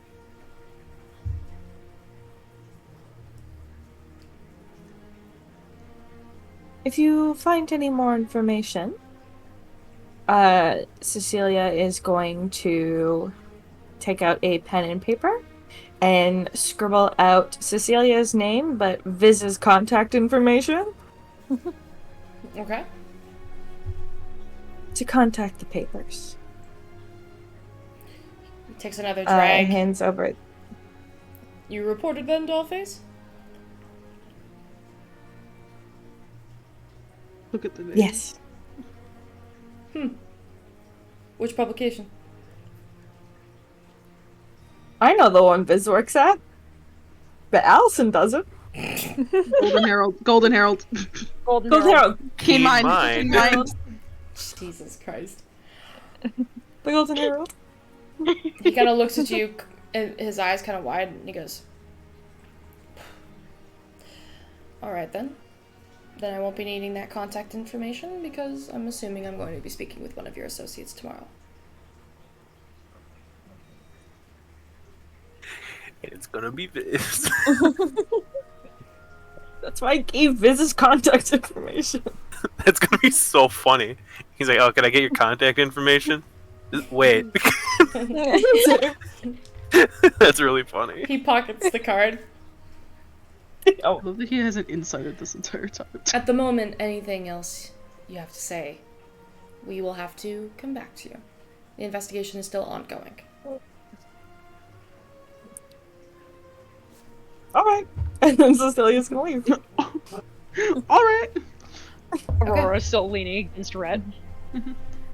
Meanwhile, Nev and Viz, you guys Oh yeah. hustle your back to the hospital, and you see that teenage gentleman still sitting by the front desk. As you approach with the page, he goes, "Oh, hi! Welcome back!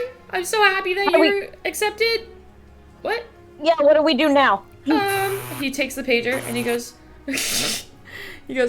"Just have a seat in the chairs. A nurse will come by shortly to take your blood pressure and your vitals." What?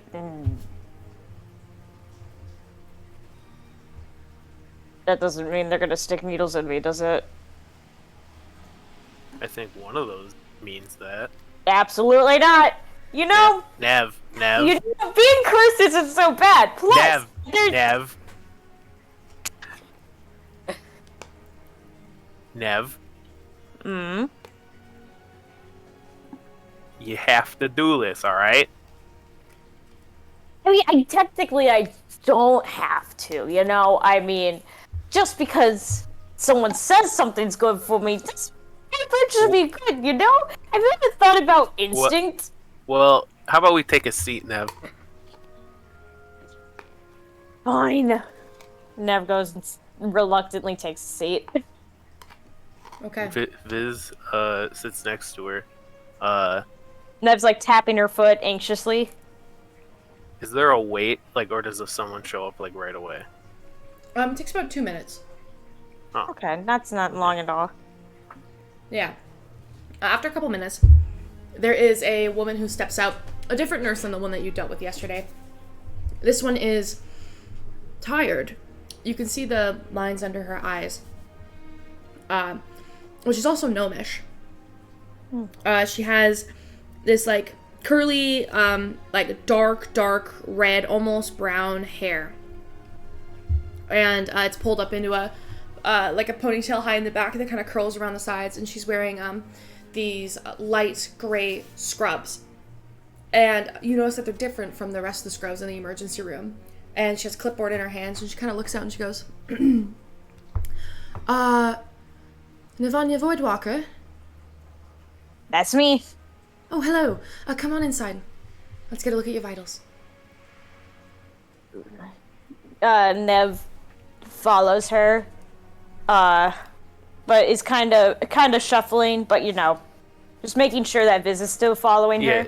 I was gonna say Viz is at hip to hip to Nev. You're scheduled to see Dr. Moskov today. Yep, sounds about right. I don't know who that is. I have it here under your charts that your situation is urgent. Yeah. Alright, fantastic. Kind of on a time limit. I have an expiration date. She looks you over really hard. I can see that. Alright. Just head inside here. She opens the door to a private room, and you realize that you've walked down the hallway and up a flight of stairs, and you're actually being seated in a private section in the, third or fourth wing of the hospital. You haven't seen anybody walking through. It's pretty quiet down these halls. But as you enter inside, it's a standard, almost modern doctor's office. There's a bed, a desk, there's a chair for the doctor. There's, what looks to be doctor's gear sitting on the top, little lights, little things that, pull down so you can see in the back of their throat.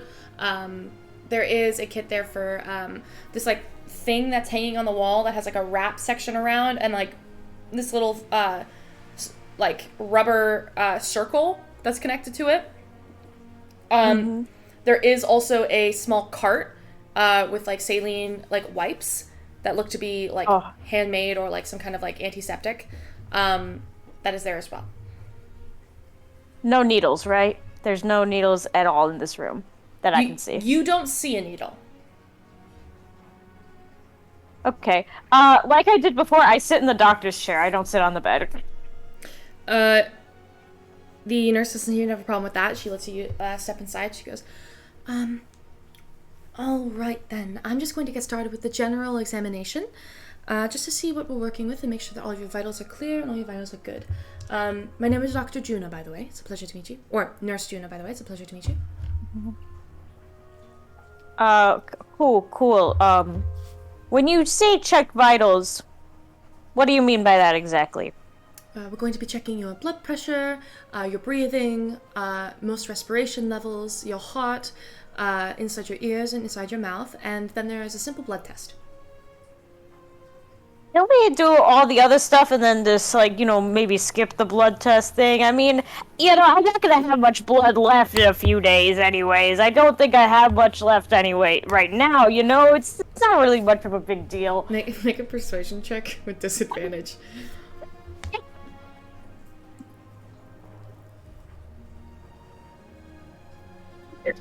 With disadvantage. Okay, the first one I rolled was an 18. The second one I rolled was a nat 1. Oh, we're putting you more needles in you. God damn it. Juno kind of looks over at you and goes, Navanya, it's quite important that we get your blood sampled. I'm looking here on your chart and it says that you've been cursed. We just want to make sure that there hasn't been any contact with your bloodstream and your circulatory system. I mean, I should be fine, though, Viz helped me out here. I will, she leans over to Viz, I will jump out that window. Nev. It's gonna be alright, I'm gonna be right here. Anyway, y'all could, knock me out, so, then you could take my blood. Unfortunately, you need to be conscious for the blood to flow faster. That also means it's quicker. And we don't have to, connect you to life-saving systems. It's only going to be one sample, I promise. I'll be fast. I've quite literally done this hundreds and thousands of times. Viz, you gotta knock me out, man. I I don't know how to do that. I can't do that. I don't got nothing for that.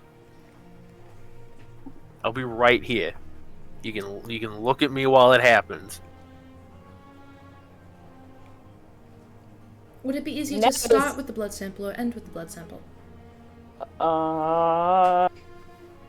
You could. Nev is like a deer in headlights right now, just not really uncomfortable. How about we get it out of the way, you know?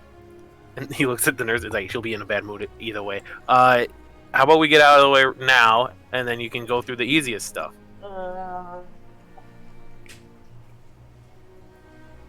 You know, you can't just like, you know, knock me with your fucking newspaper, knock me out. I mean, how many hit points do I have? I have 17. Okay, yeah, I think that should be enough to knock me out. I should note that you were not allowed to bring any of your weapons in. Dang it.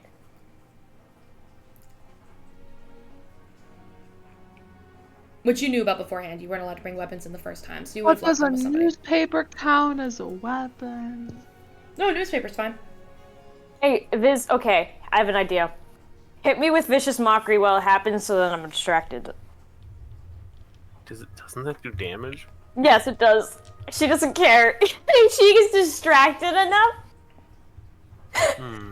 She would much rather take psychic damage from Viz making fun of her than experience a needle going into her skin. Viz, like,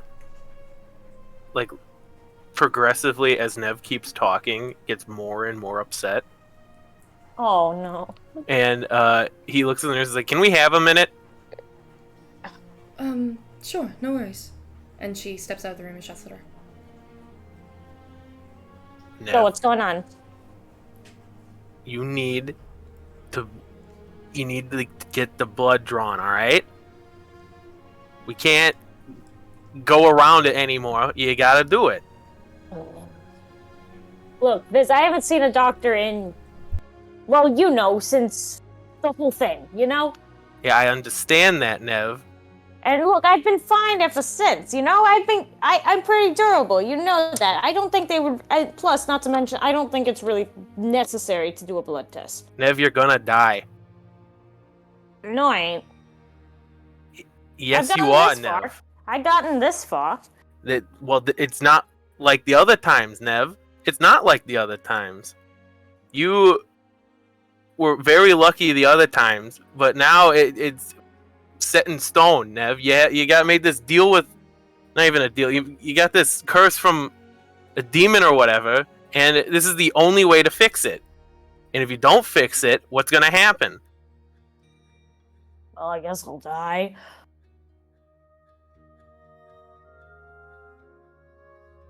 Or, you know, maybe I can make good with Orcus or whatnot. I mean... Please, Nev. Please.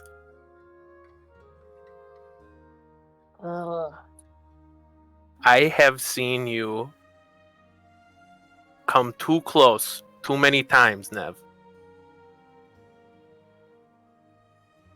That kind of just crosses her Since- arms. Since the rabbit hole, since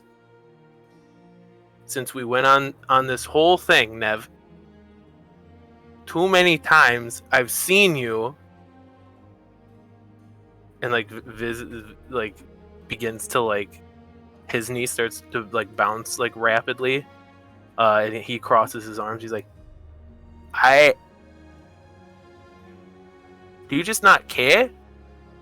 Of course I do. I mean, you know, you're the only person in this world that really matters to me, Viz, alright? And I mean, you know, I don't really care what anyone else says to me or does to me. I don't really care about myself too much.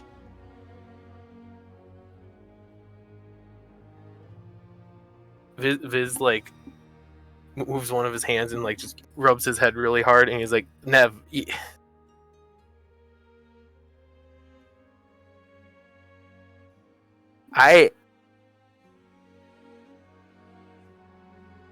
what will happen if you go, Nev? I mean, life could go on, probably.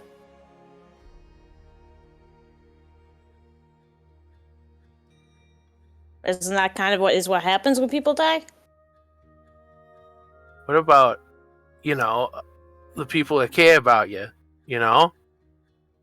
What about Mama and Pa? What about me, Nev? What are we gonna do without you, Nev?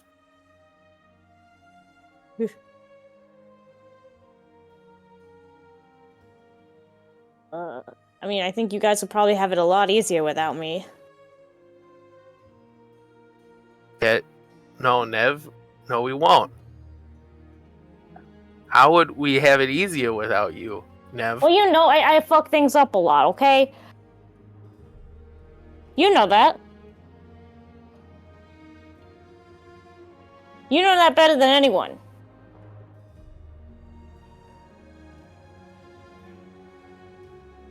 Nev?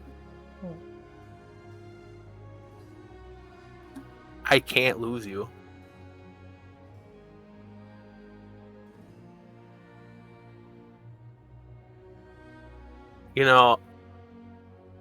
If something ever happened to Roberto, I could always go find another lobster and, trick myself,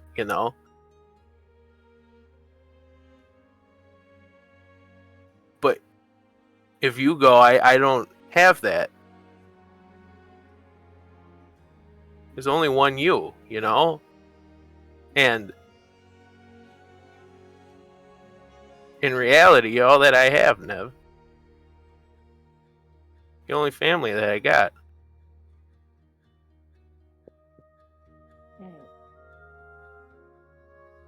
Nev kind of just sighs. Gotta get me in the soft spot. Fine, I'll take the stupid needle. You hear the faint sound of just like a on the door. Go away.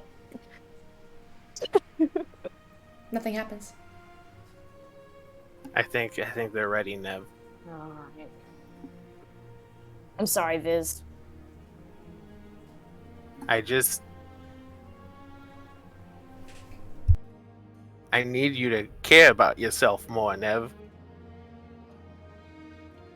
I can't sit here and watch you die and not be able to do nothing about it.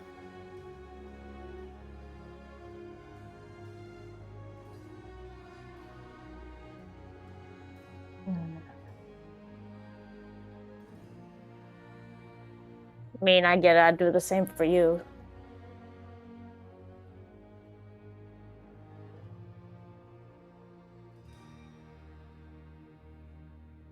I'll take the shot. Thank you, Nev.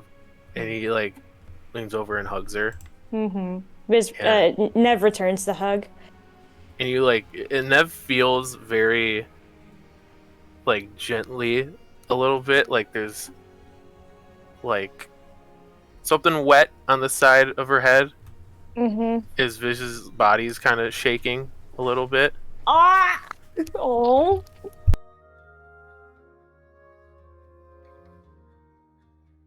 And he leans back. You're crying. I'm not dead. I'm not dead yet. I still got a chance to fix this.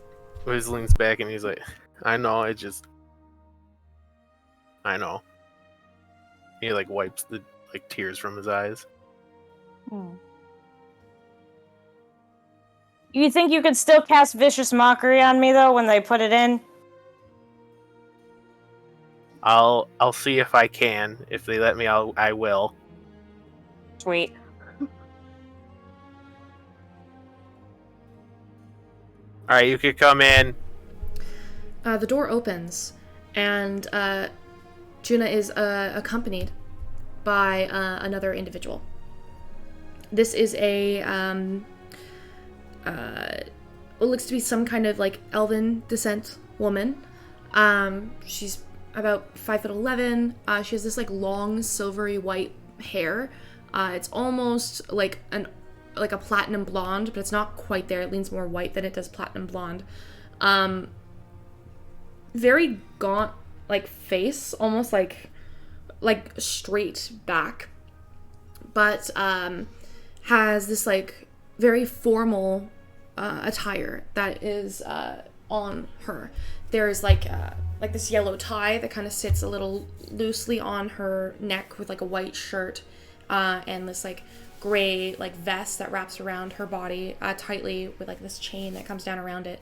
And then she's wearing this white lab coat as well as she enters. And in her hands, you can see she's holding some kind of mask with like a hooked nose, very much like a doctor's like plague mask. But she doesn't wear it; she just puts it down. As she walks in, she crosses her arms behind her back, looks at you and goes, "It's a pleasure to meet you. I'm Dr. Colonis. You've been a special call. I'm taking over on behalf of the other doctor on the case, mainly because, as far as I'm concerned, Dr. Ozona sent you." Dr. Ozona? Oh, wait. Nev leans over to this. It's just a dog cat. He's like still like sniveling. He's like, I thought I told you that. Look, there's a lot of information that goes in and out of one ear. Anyways, I'll talk to them about it later. Yeah. They let you know? Well, I was on the recipient end of a sending spell, so I figured it was of great importance. Looking at your files here, it seems that you're under some kind of cursed affliction. Yeah. Well, if Dr. Ozona thinks it's important to take a look at, then I imagine it's something I've never quite seen before. Would you care to show me? I see that your skin is peeling, and you look rather odd. Yeah, so Nev kind of pulls down her shirt a little bit, revealing the emblem that's embedded in her chest. Fascinating. Would you mind if I take a closer look? Sure. Nev lets her. Alright. And reaches over and touches the amulet with her finger. As she does, you see a woof, like a magical effect go through it, and her eyes go from this like palish green to like white. She removes her hand. Well, this is definitely a cursed object. I'd like a couple scans to just make sure that this hasn't bled into your system, and that it is in fact removable and not something that is quite literally decomposing you. If it's removed, I don't want it to have any lingering effects. We're going to have to do a blood test, and I will get started on the preparation for a remove curse. Sweet. Can we get the blood test kind of done and over with? It's the thing I'm probably the least excited about. That's no problem, I can do it for you right now.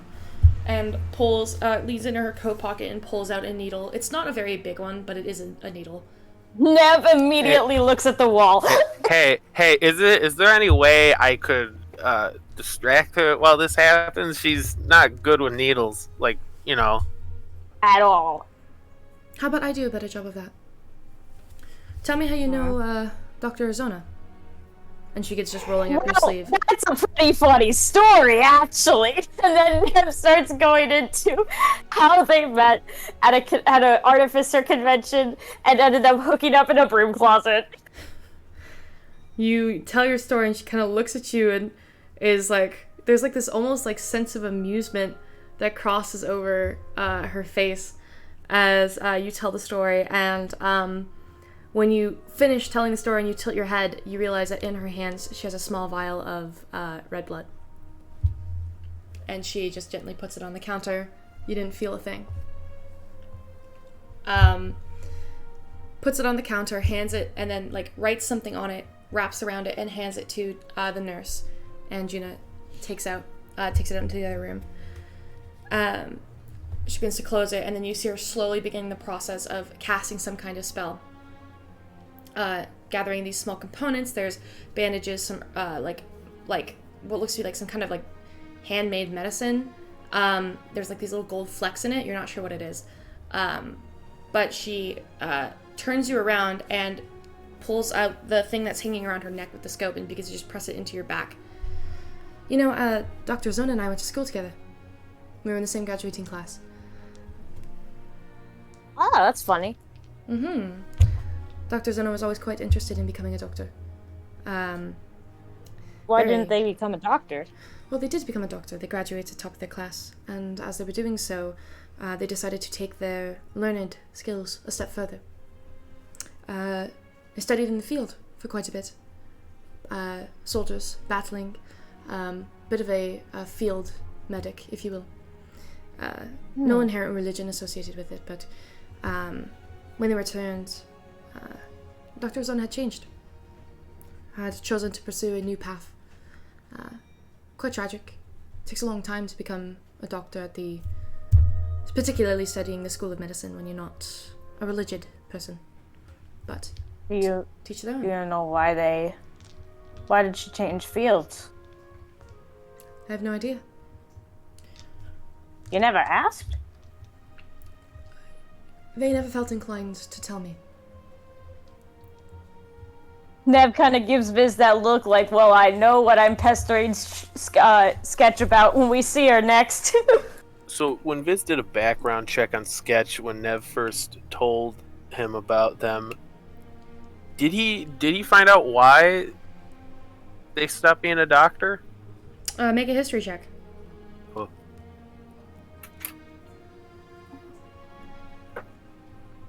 Oh. Oh, okay, that's not bad. That's a 19. 19. There was no listed reason. Only that Sketch had gone away to become a field medic, and upon returning after what they had seen, they just chose another path. It was quite a shock. It caused waves among the upper echelon of Westover. Sketch was, by all things, considered a prodigy. And now that you look at this doctor, the name Colonis does ring a bell. If Sketch was a top student, Dr. Colonis was a step underneath. This is a very, very high-ranking doctor sitting in front of you. Oh. How do you know? Well, you know Sketch from school, right? You said? Yes. I attended school abroad. I'm actually from a different continent, Ibesh. That's where my family grew up. Oh. I came here for higher study. I wanted to take on the legacy of the School of Medicine and bring it worldwide. But...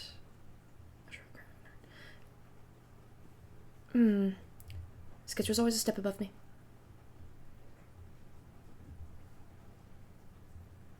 At this point, the nurse steps back in, leans over, whispers something, and the doctor nods and reaches over to your chest, steps back and forth, and then waves her hand and begins like muttering an incantation. As she does, you feel your head snap up, and your eyes, Viz, you see Nev's eyes flash white. Oh. After a moment, she holds your shoulder down, counts, chants, continues, and then lets go, and then your eyes flicker out, and you see the coin out of your chest, and the eye that became a coin fly out of your chest, spin, and turn back into an eye on the ground. And she holds up your hand, and she goes, "Don't touch it." Reaches forward, wraps it up in a cloth, and drops it in a bag. Well, it was a pleasure to see you. But you're cured. Nev looks down at her chest. Is there like a hole there or like a scar? No. In fact, it just looks like normal skin. It looks like nothing was ever there. And as you look at your hands, you actually see the back of your skin that was flaking begin to just flatten itself down and smooth over. Ah. Fizz hops out of his fucking chair. he best to his no strength ability, bear hugs Nev. He starts just bawling his eyes out. Oh my god. Okay, this is embarrassing. Fantastic. Well, I'm going to head out. I have other patients to attend to. But, why don't you tell Sketchazona she owes me one? On my behalf. I'll let her know. Fantastic. Have a nice day. Navonia. Viz. And leaves. So they don't, and I turn over to the nurse, so they don't have to stick any more needles in me, right? She smiles. You are good to go. Oh, sweet, we're getting out of here, Viz, come on. Nev drags a bawling Viz out of the hospital. All right. I'm glad I didn't even have to say it. You drag a bawling Viz out of the hospital and go to reconvene to find your friends, who are still Back to the dealing murder scene! with the aftermath of the murder scene. And as you do, you get aware that the sun is now slowly beginning to set in the sky, and you're running out of time before you have to decide whether or not you leave with Sketch or let her go off on her own. Wait, is that tonight? I thought we wait, no, Yeah, we've only been here for one day. Yep, Yeah, you I have thought we- tomorrow to decide. You're running out of time. The first midnight is coming up and ready to pass over shortly. And that being said, we're gonna call tonight's session here. Oh. Alright. Alright. Thank you for watching. Thank you for the raid. Yeah, In raid. the last 15 minutes of the stream. Much appreciated. But thank you all for sticking around. We'll be back next week. And we'll see where this goes from there. Alright. Bye. Good night. Bye. Bye. Bye-bye.